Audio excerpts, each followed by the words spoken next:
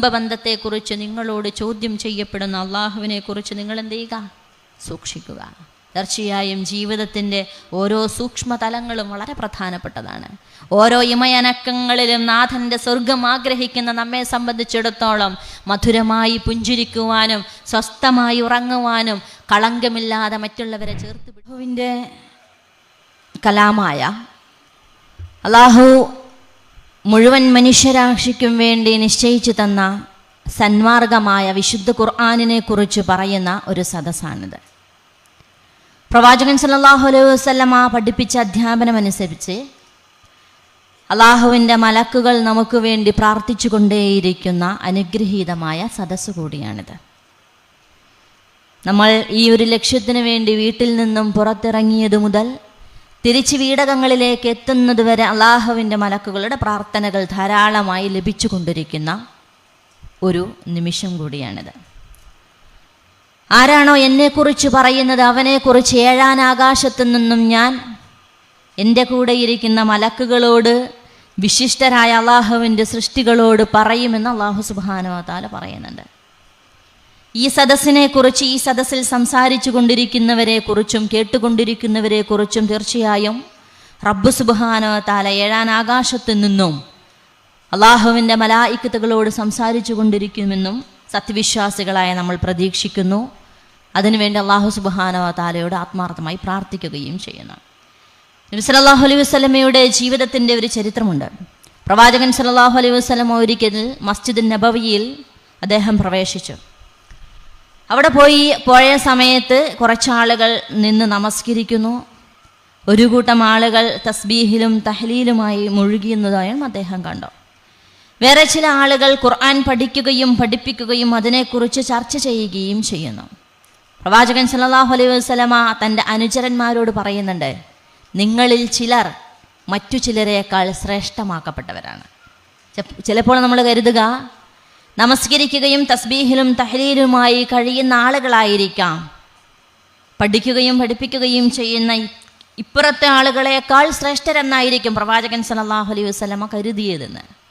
തുടർന്ന് ഇത് പറഞ്ഞ പ്രവാചകൻ തിരുമേനി ഖുർആൻ പഠിക്കുകയും പഠിപ്പിക്കുകയും ചെയ്യുന്ന കൂട്ടരോടൊപ്പം ഇരിക്കുകയും ഞാൻ നിങ്ങളിലേക്ക് ഒരു അധ്യാപകനായിട്ട് കൂടിയാണ് സൃഷ്ടിക്കപ്പെട്ടത്, നിയോഗിക്കപ്പെട്ടതെന്ന് പറയുകയും ചെയ്യുന്നുണ്ട്. എന്നിട്ട് പറയുന്നുണ്ട് പ്രവാചകൻ സല്ലല്ലാഹു അലൈഹി വസല്ലമ, ആ കൂട്ടരേക്കാൾ അള്ളാഹുവിനേറെ പ്രിയങ്കരമായവർ, അള്ളാഹു ഇഷ്ടപ്പെടുന്നവർ ഈ കൂട്ടരാണ്. കാരണം അക്കൂട്ടരുടെ പ്രാർത്ഥനകൾ തീർച്ചയായും അള്ളാഹു സ്വീകരിച്ചേക്കാം, സ്വീകരിച്ചില്ലെന്നവരാം.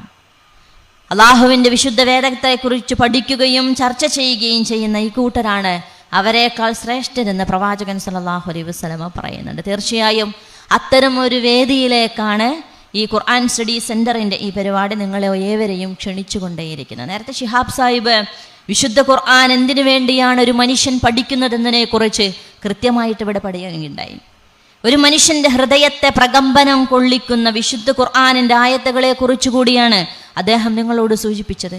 നിങ്ങളുടെ നിലപാടുകളെക്കുറിച്ച് ചിന്തിക്കുമ്പോൾ അതിന് മാറ്റം വരുത്തുന്ന വിശുദ്ധ ഖുർആൻ, നിങ്ങളുടെ സ്വഭാവത്തെ നന്നാക്കിയെടുക്കുന്ന വിശുദ്ധ ഖുർആൻ, മാതാപിതാക്കളോടുള്ള നിങ്ങളുടെ പെരുമാറ്റത്തിൽ മാറ്റം വരുത്തുന്ന വിശുദ്ധ ഖുർആൻ, സമൂഹവുമായിട്ടുള്ള നിങ്ങളുടെ ഇടപാടുകളിൽ നീതിപൂർവം വർത്തിക്കുവാൻ നിങ്ങളോട് കൽപ്പിക്കുന്ന വിശുദ്ധ ഖുർആൻ, രാത്രിയിൽ നിങ്ങൾ ഉറങ്ങാൻ കിടക്കുന്ന സമയത്ത് സമാധാനപൂർവ്വം അള്ളാഹുവിൻ്റെ സ്വർഗം കിനാവ് കൊണ്ട് ഉറങ്ങുവാൻ നിങ്ങളെ പഠിപ്പിക്കുന്ന വിശുദ്ധ ഖുർആൻ, എല്ലാത്തിനും അപ്പുറം ഈ ഹലോകത്തിലെ മുഴുവൻ കെട്ടുപാടുകളിൽ നിന്നും വിട്ട് റബ്ബിൻ്റെ സ്നേഹത്തിലേക്കും അവൻ്റെ ഇഷ്ടത്തിലേക്കും അവൻ നൽകിയ അനുഗ്രഹത്തിൽ സന്തോഷിച്ചും അതിനോട് സംതൃപ്തിപ്പെട്ടും ഒരു മനുഷ്യനെ ജീവിപ്പിക്കുവാൻ പഠിപ്പിക്കുന്ന വിശുദ്ധ ഖുർആനിനെ കുറിച്ചാണ് നമ്മൾ സംസാരിച്ചു കൊണ്ടേയിരിക്കുന്നത്.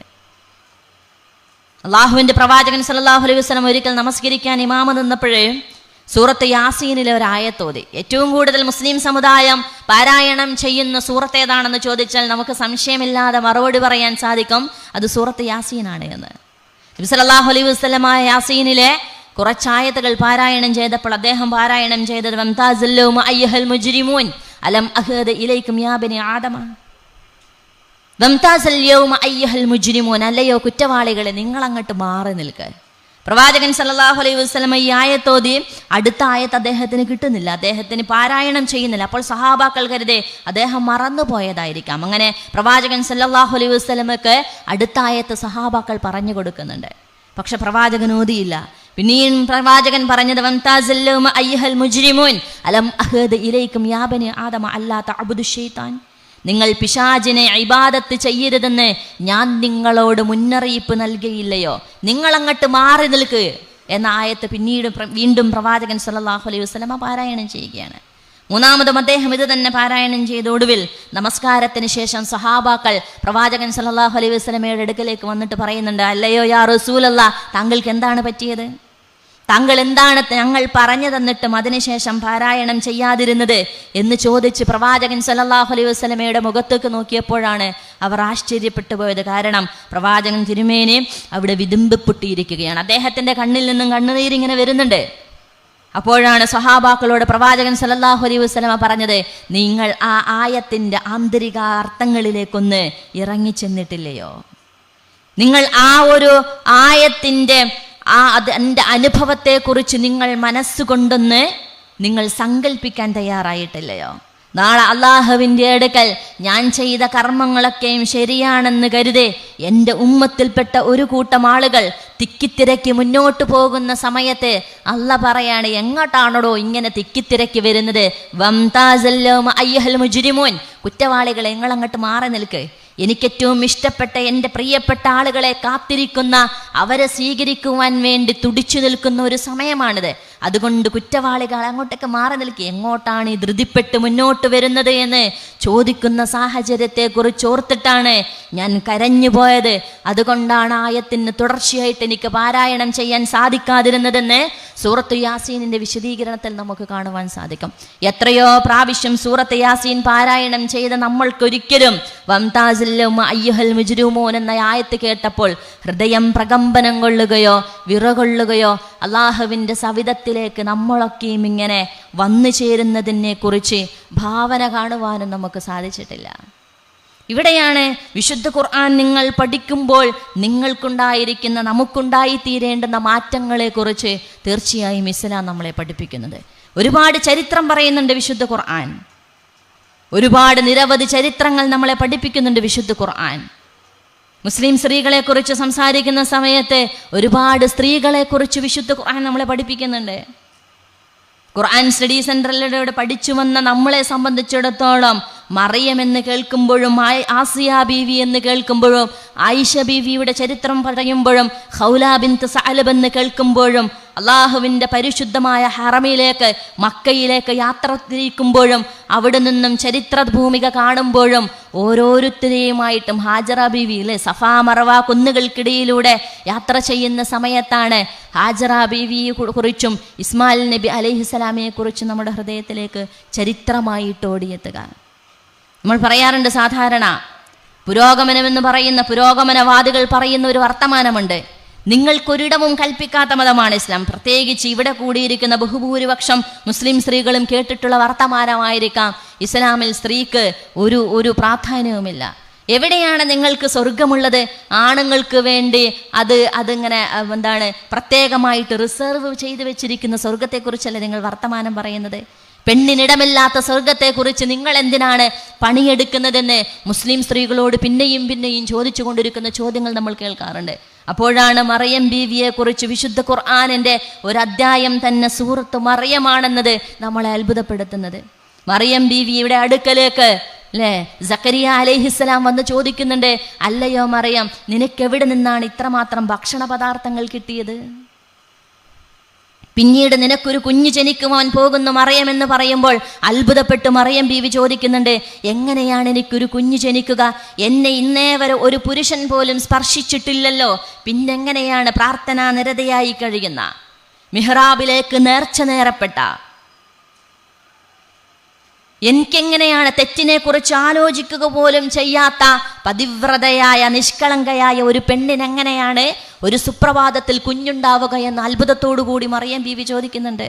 വിശുദ്ധ ഖുർആനിൻ്റെ ആ ആയത്തുകളിലൂടെ കടന്നു പോകുമ്പോൾ നമ്മളോടാണ് മറിയം ബീവി സംസാരിച്ചു കൊണ്ടേയിരിക്കുന്നത്. അതുകൊണ്ടാണ് മറിയം ബീവിക്ക് അള്ളാഹു നൽകിയ പരീക്ഷണത്തിൽ ഒടുവിൽ അത് സഹിക്കാവുന്നതിനും അപ്പുറത്താകുമ്പോഴാണ് മറിയം ബീവി പ്രാർത്ഥിക്കുന്നത്, നാഥ, ആളുകളുടെ ചോദ്യശരങ്ങൾ കൊണ്ട് ഞാൻ വീർപ്പുമുട്ടിയിരിക്കുന്നു. എല്ലാവരും ചോദിക്കുന്നുണ്ട്, പറ മറിയം, നിന്റെ ഉമ്മ ഒരു വ്യഭിചാരിണിയല്ലല്ലോ, നിന്റെ സഹോദരന്മാരും അങ്ങനെയല്ല, പിന്നെ എങ്ങനെയാണ് മറിയമേ നീ ഒരു വ്യഭിചാരിയായി തീർന്നത്?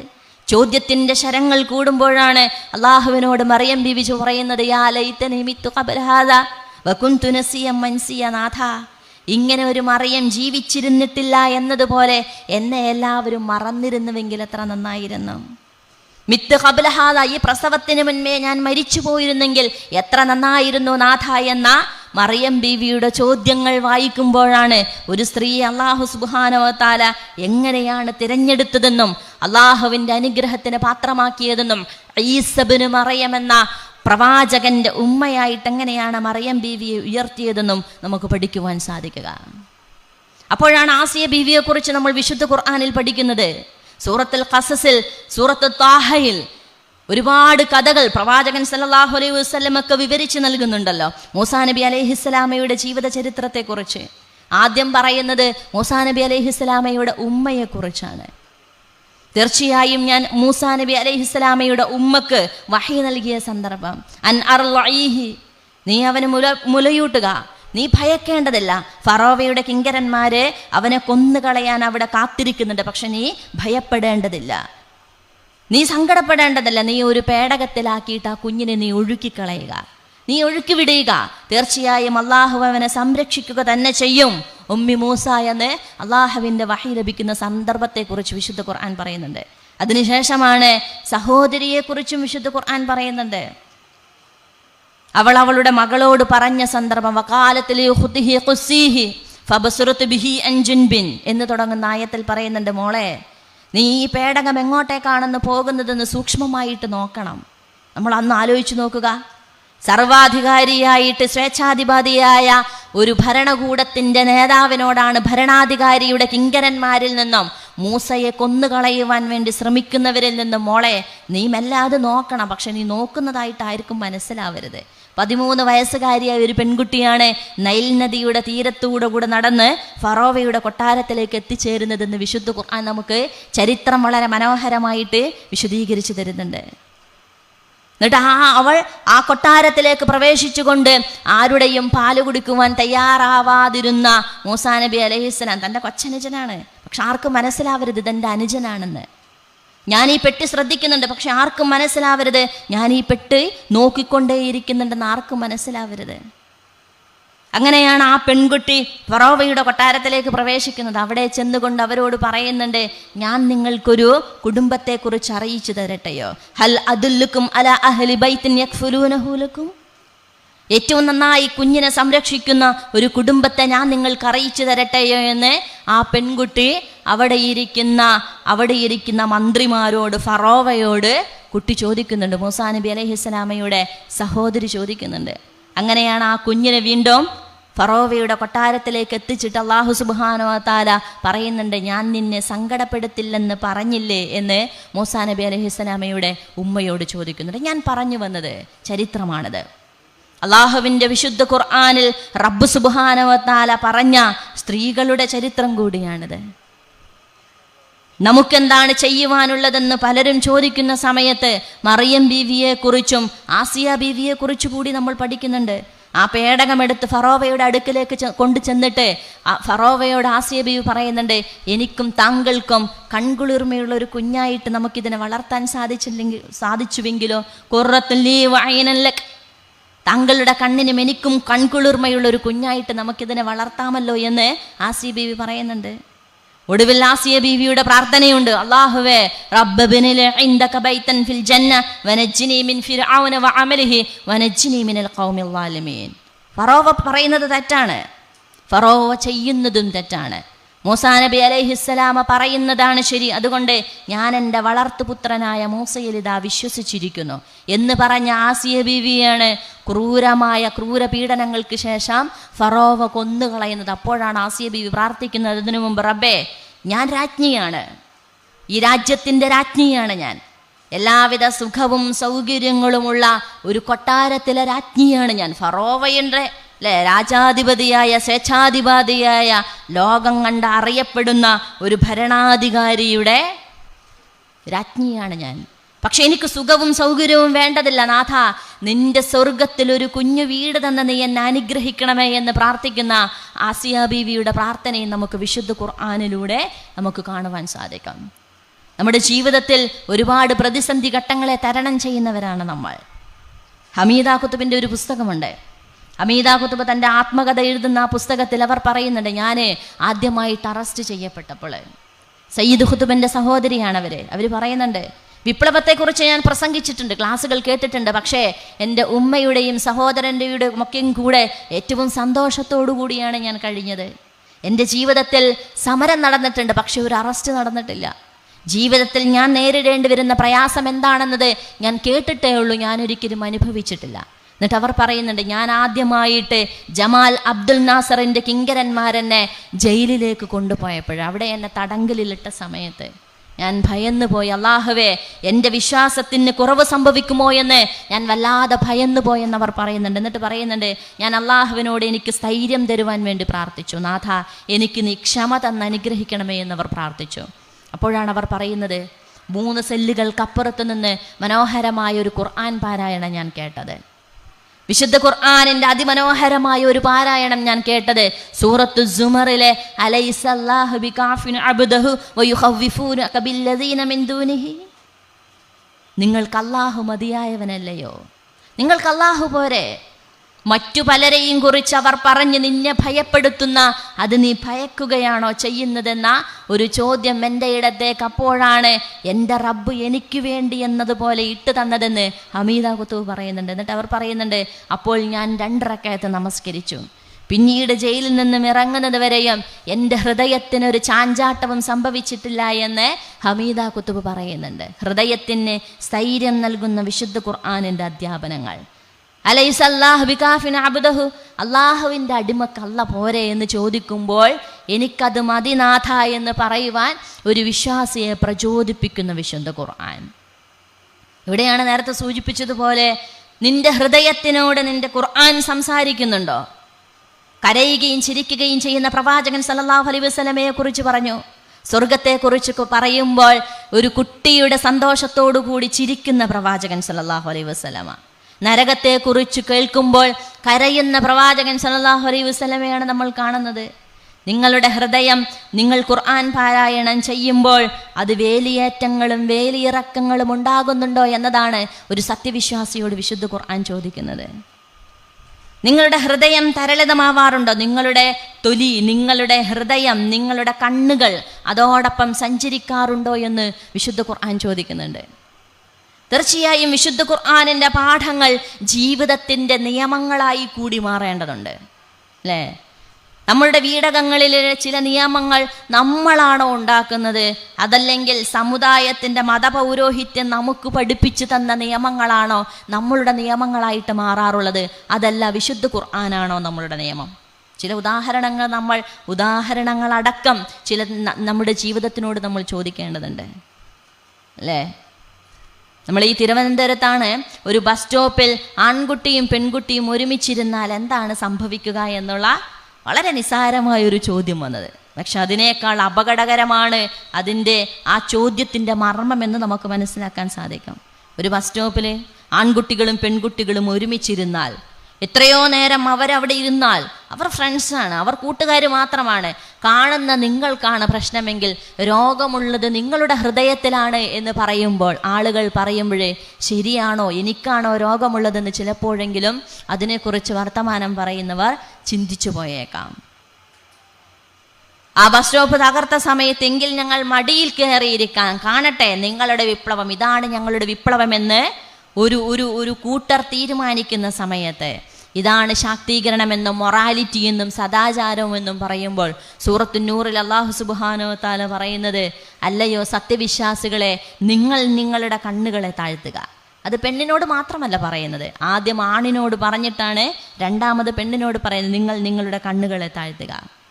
നിങ്ങൾ നിങ്ങളുടെ ഗുഹ്യാവയവങ്ങളെ സൂക്ഷിക്കുകയും ചെയ്യുക. എന്നിട്ട് പെണ്ണിനോട് പറയാണ്, നിന്റെ വസ്ത്രധാരണ രീതി അത് നീ സൂക്ഷിക്കണം, നീ കണ്ണുകളെ താഴ്ത്തണം, നീ കൊഞ്ചിക്കുഴഞ്ഞ് സംസാരിക്കരുത്, ആളുകളുടെ ശ്രദ്ധ കിട്ടുന്ന വിധത്തിൽ നീ കാലടിച്ച് നടക്കുകയും ചെയ്യരുത് എന്ന് പറഞ്ഞാൽ അതിൻ്റെ അർത്ഥം നിന്റെ പതിവ്രതയും നിന്റെ അഭിമാനവും കളങ്കപ്പെടുത്തുന്ന രീതിയിൽ നിന്റെ ഭാഗത്തു നിന്നും സംസാരമുണ്ടാവരുത്. കാരണം ഒരു മനുഷ്യൻ്റെ ഹൃദയത്തിൽ, ഒരു പുരുഷൻ്റെ ഹൃദയത്തിൽ രോഗമുണ്ടായേക്കാം. ആ രോഗത്തെ കൂട്ടുന്ന വിധത്തിലുള്ള വർത്തമാനങ്ങൾ നിന്റെ ഭാഗത്തു നിന്നുണ്ടാവരുത് എന്ന് വിശുദ്ധ ഖുർആൻ പറഞ്ഞാൽ അതിൻ്റെ അർത്ഥം അതോടുകൂടിയാണ് അള്ളാഹു മനുഷ്യനെ സൃഷ്ടിച്ചിട്ടുള്ളത്. അതാണ് യാഥാർത്ഥ്യം.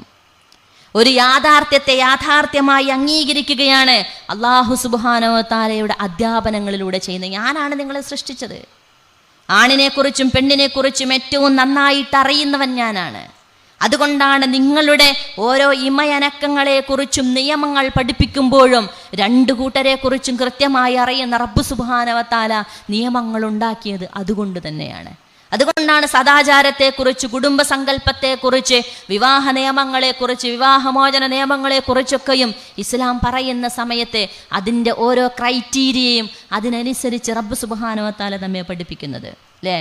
ചില വിവാഹമോചന കേസുകൾ കേൾക്കുമ്പോഴേ അതിനെക്കുറിച്ച് വർത്തമാനം നടക്കുമ്പോഴാണ് പറയുക, വേണ്ടായിരുന്നു എന്ന് തോന്നുന്നു. കാരണം ഇതിത്രമാത്രം വലിയ ഒരു പ്രശ്നമാകുമെന്ന് ഞാൻ കരുതിയില്ല. ഒരുമിച്ച് പോകുവാൻ സാധിക്കില്ല എന്നറിഞ്ഞപ്പോഴാണ് ഞങ്ങൾ വിവാഹമോചനത്തെക്കുറിച്ച് ആലോചിച്ചത്. എന്നാൽ വിവാഹമോചനത്തിനെ കുറിച്ചുള്ള ക്രൈറ്റീരിയ എന്താണ്? നിങ്ങൾ പരസ്പരം സംസാരിക്കുക എന്നത് തന്നെയാണ് വിശുദ്ധ ഖുർആനിൻ്റെ ആദ്യത്തെ പാഠം. അവിടെ നമ്മൾ അടിക്കുക എന്ന് മാത്രമേ കാണൂ. നിങ്ങളുടെ കിടപ്പറയിൽ നിന്നും അവരെ മാറ്റിക്കിടത്തുക, ചെറിയ ചെറിയ ശിക്ഷകൾ കൊടുക്കുക. എന്നിട്ടും നിങ്ങൾ തമ്മിൽ ഒരുമിച്ച് പോകുന്നില്ല എങ്കിൽ രണ്ട് കുടുംബത്തിൽ നിന്നും നിങ്ങൾ സന്ധി സംഭാഷകരെ നിശ്ചയിക്കണം, രണ്ട് കൂട്ടരെയും കേൾക്കണം. എന്നിട്ടും നിങ്ങൾക്ക് ഒരുമിച്ച് പോകുവാൻ സാധിക്കുന്നില്ല എന്ന് അവർക്കൊരുമിച്ച് പോകുവാൻ സാധിക്കുന്നില്ല, അവർ അള്ളാഹുവിൻ്റെ പരിധികളെ ലംഘിക്കുമെന്ന് നിങ്ങൾ ഭയപ്പെട്ടാൽ, ആര് ഭയപ്പെട്ടാൽ? ഈ ഒരു കാര്യത്തിൽ ഇടപെടുന്ന ആളുകളോടാണ് പറയുന്നത്. നിങ്ങൾക്ക് ഭയമുണ്ട്, അവർ എന്ത് ചെയ്യും? അവർ തെറ്റ് ചെയ്യും. വേറൊരു മനുഷ്യനെ പ്രണയിച്ചേക്കാം ഈ മനുഷ്യനോടുള്ള ദേഷ്യം കൊണ്ട്, അല്ലെങ്കിൽ അവർ തന്നെ പരസ്പരം, ഇന്ന് നമ്മൾ കാണാറില്ലേ, അക്രമ സ്വഭാവത്തിൽ പ്രവർത്തിച്ചേക്കാം, അനീതി കാണിച്ചേക്കാം എന്ന് ഭയപ്പെടുന്നുണ്ടെങ്കിൽ നിങ്ങൾ അവർക്കിടയിൽ എന്ത് ചെയ്യുക? അവർക്കിടയിൽ തീരുമാനമെടുക്കുക. അവർ പിരിയുകയാണെങ്കിൽ വളരെ മനോഹരമായിട്ട് പിരിയുക. വിശുദ്ധ ഖുർആനിൻ്റെ അധ്യാപനമാണത്. ഏറ്റവും നന്നായിട്ട് തന്നെ നിങ്ങൾ ജീവിക്കുക, അതല്ല എങ്കിൽ മാന്യമായിട്ട് നിങ്ങൾ പിരിയുകയും ചെയ്യുക. വിവാഹമോചനം ചെയ്യുന്ന രണ്ട് കൂട്ടരെ കുറിച്ച് ഇന്ന് നമ്മൾ കേട്ടുവരുന്ന ഒരു വലിയ വർത്തമാനമുണ്ടല്ലേ? രണ്ട് കുടുംബക്കാരും തമ്മിൽ പറയേണ്ടതൊക്കെയും പറഞ്ഞ് അഭിമാനം വ്രണപ്പെടുത്തി ആളുടെ ഒരു കുടുംബത്തിൻ്റെ എല്ലാവിധ അഭിമാനത്തെയും പിച്ചു ചീന്തി ചളിവാരി എറിഞ്ഞിട്ടൊടുക്കം വിവാഹമോചനത്തിൻ്റെ അവസാന വർത്തമാനവും പറഞ്ഞിറങ്ങുന്ന രണ്ട് കൂട്ടരെ കുറിച്ചാണ് നമ്മൾ ഇന്ന് കാണുന്നത്. അതുകൊണ്ടാണ് വിശുദ്ധ ഖുർആൻ പറഞ്ഞത്, ഫഇംസാകും ബിമഅറൂഫ്, പറ്റുവാണെങ്കിൽ മാന്യമായിട്ട് ജീവിക്കുക, അല്ലെങ്കിൽ മാന്യമായിട്ട് നിങ്ങൾ പറഞ്ഞു വിടുകയും ചെയ്യുക എന്ന് അല്ലാഹു സുബ്ഹാനഹു വ തആല പറഞ്ഞത്. വിശുദ്ധ ഖുർആനിൽ ഒരായത്തുണ്ട്, നിങ്ങൾ ഒരിക്കലും വലാ തരിസുൻ നിസാഹ കർഹ, നിങ്ങൾ ഒരിക്കലും സ്ത്രീകളെ ബലം പ്രയോഗിച്ച് അനന്തരമെടുക്കരുത് എന്നതാണ് ആയത്ത്. ഈ ഒരു ആയത്തിൻ്റെ സബബ് നുസൂലിനെ കുറിച്ച് അതിൻ്റെ വിശദീകരണത്തിൽ നമുക്ക് വായിക്കാൻ സാധിക്കും. ഒരിക്കൽ ഒരു സ്വഹാബി വനിത പ്രവാചകൻ സല്ലല്ലാഹു അലൈഹി വസല്ലമയുടെ അടുക്കൽ വന്ന് പരാതി പറയാണ്, പ്രവാചകരെ എനിക്ക് വയ്യാണ്ടായി, എനിക്ക് വല്ലാത്ത പ്രയാസം തോന്നുന്നു പ്രവാചകരെ, കാരണം എൻ്റെ ഭർത്താവ് മരിച്ചു, എനിക്ക് കുറച്ച് അനന്തര സ്വത്തുണ്ട്, ഇതെന്നിൽ നിന്നും നഷ്ടപ്പെടുമോ, അല്ലെങ്കിൽ അവർക്കത് പിടിച്ചു വെക്കുവാൻ വേണ്ടി അദ്ദേഹത്തിൻ്റെ സഹോദരനെ വിവാഹം ചെയ്യണമെന്നാണ് അവർ പറയുന്നത്. കാരണം അനന്തരാവകാശം എന്ത് ചെയ്യും, അനന്തര സ്വത്ത് നഷ്ടപ്പെടുമോ എന്ന ഭയം. ഇത് വേറെ ആരിലേക്കെങ്കിലും പോയാലോ എന്ന ഭയത്തിൽ എന്നെ നിർബന്ധിച്ച് അദ്ദേഹത്തിൻ്റെ സഹോദരന്മാരെ കൊണ്ട് വിവാഹം ചെയ്യിപ്പിക്കുവാനാണ് അവർ ശ്രമിക്കുന്നത്. എനിക്കത് ഇഷ്ടമല്ല പ്രവാചകരെ. അപ്പോഴാണ് അള്ളാഹുവിൻ്റെ ആയത്തിറങ്ങുന്നത്, നിങ്ങൾ ഒരിക്കലും സ്ത്രീകളെ ബലം പ്രയോഗിച്ചെന്ത് ചെയ്യരുത്, അവരെ നിങ്ങൾ അനന്തരമെടുക്കരുത് എന്ന്. നിങ്ങളൊന്ന് ആലോചിച്ച് നോക്കുക. ഇതേ വിഷയമാണ് സൂറത്തുൽ മുജാദലയിലെ 1-ാമത്തെ ആയത്തിൽ നമുക്ക് കാണുവാൻ സാധിക്കുക. ഖൗല ബിൻത് സഅലബ് എന്ന് പറയുന്ന സഹാബി വനിത പ്രവാചകൻ സല്ലല്ലാഹു അലൈഹി വസല്ലമയുടെ അടുക്കൽ വന്ന് പറയുന്നുണ്ട്, പ്രവാചകരെ, എൻ്റെ ഹസ്ബൻഡ് ഇടക്കിടക്ക് എന്നോട് പറയും, നീ എൻ്റെ ഉമ്മാനെ പോലെയാണ്. കാരണം അങ്ങനെ പറഞ്ഞാൽ പിന്നെന്ത് ചെയ്യില്ല, ഞങ്ങൾ തമ്മിൽ യാതൊരു ബന്ധമില്ല, ഞങ്ങൾ ദമ്പതികളല്ല. ലിഹാർ എന്നാണ് അതിനെക്കുറിച്ച് പറയുക. പ്രവാചകരെ, ഇങ്ങനെ ഒരു മനുഷ്യൻ പറഞ്ഞ് ഒരു വർത്തമാനം പറഞ്ഞ് ഇറങ്ങിപ്പോകുന്ന ഒരു രീതിയെക്കുറിച്ച്, അതിൻ്റെ അനീതിയെക്കുറിച്ച് പ്രവാചകരെ താങ്കൾ ചിന്തിച്ചു നോക്കിയിട്ടുണ്ടോ? എന്തുമാത്രം അനീതിപൂർണമായ ഒരു സിസ്റ്റമാണ് ഇവിടെ നിലനിൽക്കുന്നത് എന്ന് ചോദിച്ച ഹൗല ബിൻത് സഅലബിനെയാണ് അല്ലാഹു സുബ്ഹാനഹു വ തആല 7-ാം ആകാശത്ത് നിന്നും അഭിസംബോധന ചെയ്തുകൊണ്ട് പറയുന്നത്, ഖദ് സമി അല്ലാഹു ഖൗലല്ലതി തുജാദിലുക ഫീ സൗജിഹാ. നിന്നോട് വന്ന് അവളുടെ ഇണയുടെ കാര്യത്തിൽ നിന്നോട് തർക്കിക്കുന്നവളുടെ വർത്തമാനം ഞാനിതാ കേട്ടിരിക്കുന്നു എന്ന് അല്ലാഹു സുബ്ഹാനഹു വ തആല മറുപടി പറയുന്നത് നമുക്ക് കേൾക്കുവാൻ സാധിക്കുക. വ്യത്യസ്തങ്ങളായ ഒരുപാട് സംസ്കാരങ്ങളെ ജീവിതത്തിലേക്ക് പറിച്ചെടുത്തവരാണ് നമ്മൾ. ഒരു ചെറിയ ഉദാഹരണം പറയാം, ഇദ്ദയുടെ വിഷയത്തിൽ അല്ലേ. നല്ല നിസ്കാരക്കുപ്പായൊക്കെ ഇട്ട് പിന്നെന്താ ജനലടക്കം ഇങ്ങനെ ഇരുട്ട് മൂടുന്ന രീതിയിൽ അടച്ചു വെച്ച് 3 മാസക്കാലെങ്കിൽ 4 മാസവും 10 ദിവസവും ഇരുട്ടറയിൽ സ്വന്തം കൂടെ പ്രവർത്തിക്കുന്ന പണിയെടുക്കുന്ന ടീച്ചേഴ്സായ മറ്റു മതത്തിലെ സ്ത്രീകളെ കൂടി കാണുവാൻ പാടില്ല എന്ന വിലക്കുകളോടുകൂടി ഇദ്ദ ആചരിക്കുമ്പോഴാണ് ഒരു പെണ്ണിൻ്റെ, മുസ്ലിം സ്ത്രീയുടെ ഇദ്ദയാവുക എന്നുള്ളതാണ് നമ്മളുടെ കൺസെപ്റ്റ്. ഇതാണ് ഇദ്ദ. അതുകൊണ്ട് എനിക്കേറ്റവും പ്രിയപ്പെട്ട, ഞാൻ എൻ്റെ കുട്ടി ഒന്ന് കണ്ടോട്ടെ എന്ന് പറഞ്ഞു വരുന്ന സ്ത്രീയെ കൂടി കാണുവാൻ പെർമിഷൻ ഇല്ല എന്ന് പറയുന്ന, വിവാഹബന്ധം ഹറാമാക്കപ്പെട്ട പുരുഷന്മാരെ പോലും, സ്വന്തം സഹോദരനെ പോലും ചിലപ്പോൾ അല്ലേ, ഉപ്പയുടെ അനുജനെ പോലും ചിലപ്പോൾ കാണുവാൻ പാടില്ല എന്ന് പറയുന്ന ഒരു രീതിയിലേക്ക് മറ്റ് സംസ്കാരങ്ങളിൽ നിന്നും പലതും നമ്മുടെ ജീവിതത്തിലേക്ക് കടമെടുത്ത് ജീവിതത്തെ വികൃതമാക്കുന്ന ആളുകളോടാണ് അല്ലാഹു സുബ്ഹാനഹു വ തആല സൂറത്തുൽ ബഖറയിൽ പറയുന്നത്, വലാ ജുനാഹ അലൈക്കും ഫീമാ അറൽതും എന്ന് തുടങ്ങുന്ന ആയത്തിൽ പറയുന്നത്, നിങ്ങൾ അവരോട് സംസാരിക്കുക, മാന്യമായി സംസാരിക്കാം. അഥവാ നിനക്ക് അവളെ വിവാഹം ചെയ്യണമെന്ന് ആഗ്രഹമുണ്ടെങ്കിൽ ആ ഇദ്ദയുടെ സമയത്ത് നീ അത് പറയേണ്ടതില്ല, മറിച്ച് നിന്റെ മനസ്സിൽ അതുണ്ടെന്ന് എനിക്കറിയാമെന്ന് പറയുന്നത് ആരാ പറയുന്നത്? വിധവാ വിവാഹത്തെക്കുറിച്ച് എന്താണ് നമ്മളുടെ കൺസെപ്റ്റ്? അവിടെയാണ് ഇസ്ലാം പറയുന്നത്, ഇദ്ദയിൽ ഇരിക്കുന്ന സ്ത്രീയോട് നീ പ്രകടമായിട്ട് അത് പറയരുത്, പക്ഷേ നിനക്കത് സൂചിപ്പിക്കാം. യൂസുഫ് അൽ ഖർളാവി, മഹാനായ പണ്ഡിതൻ യൂസുഫ് അൽ ഖർളാവിയെ പോലെയുള്ള ആളുകൾ പറയുന്നതിൻ്റെ വിശദീകരണത്തിന് പറയുന്നത്, ഞാൻ നിന്നെ വിവാഹം ആഗ്രഹിക്കുന്നു എന്ന് നേർക്കുനേരെ പറയരുത് എന്നാണ് റബ്ബ് അതിലൂടെ സൂചിപ്പിച്ചത്. മറിച്ച് നീ അത് വ്യംഗ്യമായി സൂചിപ്പിക്കാമെന്ന് പറഞ്ഞതോടുകൂടി എന്ത് നിനക്ക് പറയാം അവളോട്? എനിക്കൊരു സാലിഹായ സ്ത്രീയെ വിവാഹം ചെയ്യണമെന്ന് ഞാൻ ആഗ്രഹിക്കുന്നു എന്ന് നിനക്ക് വ്യംഗ്യമായി പറയാം. വിശുദ്ധ ഖുർആനിൻ്റെ അധ്യാപനങ്ങളെ എത്ര വികൃതമായിട്ടാണ് നമ്മുടെ ജീവിതത്തിൽ നമ്മൾ ആചരിക്കുന്നത് എന്ന് നോക്കുക. സ്ത്രീധനെക്കുറിച്ച് വർത്തമാനം പറയല്ലേ, സ്ത്രീധനത്തെക്കുറിച്ച് നമ്മൾ വർത്തമാനം പറയും. സൂറത്തുൽ ഖസസിൽ നേരത്തെ ഞാൻ സൂചിപ്പിച്ചു മൂസാ നബി അലൈഹിസ്സലാമയുടെ ജീവിതത്തെക്കുറിച്ച്. ഫറോവയുടെ അവിടെ നിന്നും ഒരു ഖിബിത്തിയെ കൊന്നതിന് ശേഷം അദ്ദേഹം പോകുന്നുണ്ടല്ലോ, അബദ്ധത്താൽ അദ്ദേഹം മരിച്ചുപോയതാണ്, കൊല്ലപ്പെട്ടതാണ്. അവിടെ നിന്നും അദ്ദേഹം ഓടിപ്പോയിട്ട് അങ്ങനെ അദ്ദേഹം ഒരു 2 പെൺകുട്ടികളെ കാണുന്നുണ്ട്. വിശുദ്ധ ഖുർആൻ ഇങ്ങനെ വിവരിക്കുന്നുണ്ട്, കിണറിൽ നിന്ന് വെള്ളം കോരാൻ ശ്രമിക്കുന്നു, അത് പറ്റാണ്ട് അവർ ദൂരെ നിന്ന് മാറി നിൽക്കുന്നു. മൂസാ നബി അലൈഹിസ്സലാം അവരെ സഹായിക്കുന്നു. ശുഐബ് നബി അലൈഹിസ്സലാമയുടെ പെൺമക്കളായിരുന്നു അവരങ്ങനെ ശുഐബ് നബി അലൈഹിസ്സലാമയോട് വന്നിട്ട് ആ പെൺകുട്ടി പറയുന്നുണ്ട്, ഞങ്ങളെ ഒരു ധൈര്യശാലിയായ, അമീൻ, വിശ്വസ്തനായ, ഖവിയ്യ്, ശക്തിമാനായ ഒരാളാണ് ഞങ്ങളെ സഹായിച്ചത് എന്ന് പറയുന്നുണ്ട്. അപ്പോഴാണ് ശുഐബ് നബി അലൈഹിസ്സലാം അദ്ദേഹത്തോട് പറയുന്നത്, ഇന്നി ഉരീദു അൻ ഉൻകിഹക ഇഹ്ദാ ഇബ്നതയ്യ ഹാതൈനി അലാ അൻ തഅജുറനി 8 ഹിജജ്. 8 വർഷക്കാലം നീ എനിക്ക് സേവനം ചെയ്യാം എന്ന ഉപാധിയാൽ ഇവരിൽ 2 ഒരാളെ നിനക്ക് വിവാഹം ചെയ്തു തരാൻ ഞാൻ ആഗ്രഹിക്കുന്നു. എന്താണ് സ്ത്രീധനം? സ്ത്രീധനാണോ മഹറാണോ? അല്ലേ? എൻ്റെ കുട്ടിക്ക് ഇത്രയും വയസ്സായി, എങ്ങനെയെങ്കിലും ഒന്ന് തലമെന്ന് ഭാരം ഒഴിഞ്ഞു കിട്ടിയാൽ മതി, പൊര നിറഞ്ഞു നിൽക്കുന്ന മകളെ ഒന്ന് കെട്ടിച്ചു വിട്ടാൽ മതി എന്ന് കരുതുന്ന, ഇനി ആ മനുഷ്യന് ചില ദൂഷ്യങ്ങളുണ്ടെങ്കിലും സാരമില്ല, ഇത്ര സ്ത്രീധനം കൊടുത്ത് അവളെ എങ്ങനെയെങ്കിലും ഒന്ന് വിവാഹം ചെയ്തേൽപ്പിച്ചാൽ മതി എന്ന് പറയുന്ന കൺസെപ്റ്റിനോട് തിരിഞ്ഞു നിന്നുകൊണ്ടാണ് മൂസാ നബി അലൈഹിസ്സലാം എന്ന് പറയുന്ന പ്രവാചകന് ശുഐബ് നബി അലൈഹിസ്സലാം പറയുന്നത്, നീ എനിക്ക് സേവനം ചെയ്യണം, 8 വർഷം ആടിനെ മേയ്ക്കണം, എനിക്ക് ജോലി ചെയ്യണം, അതാണ് നീ എൻ്റെ പെൺകുട്ടിക്ക് നൽകുന്ന മഹർ എന്ന് പറയുന്ന അധ്യാപനത്തെ ഇനി എപ്പോഴാണ് നമ്മൾ നമ്മുടെ ജീവിതത്തിലേക്ക് ചേർത്ത് പിടിക്കുക? ഇസ്ലാം എന്ന് പറയുന്നത് വിശുദ്ധ ഖുർആനിൻ്റെ ഓരോ അധ്യാപനങ്ങളെയും നിങ്ങൾ നെഞ്ചിലേറ്റണമെന്ന് പഠിപ്പിക്കുന്നതാണ് ഇസ്ലാം, അല്ലേ? വിശുദ്ധ ഖുർആൻ ഓതുന്ന സമയത്ത് നേരത്തെ ശിഹാബ് സാഹിബ് സൂചിപ്പിച്ചു, ഫാത്തിഹയുടെ പോലും അർത്ഥം അറിയുന്നില്ല എങ്കിൽ എങ്ങനെയാണ് നിങ്ങൾക്ക് അള്ളാഹുവുമായിട്ടുള്ള മുനാജാത്ത് സാധ്യമാവുക?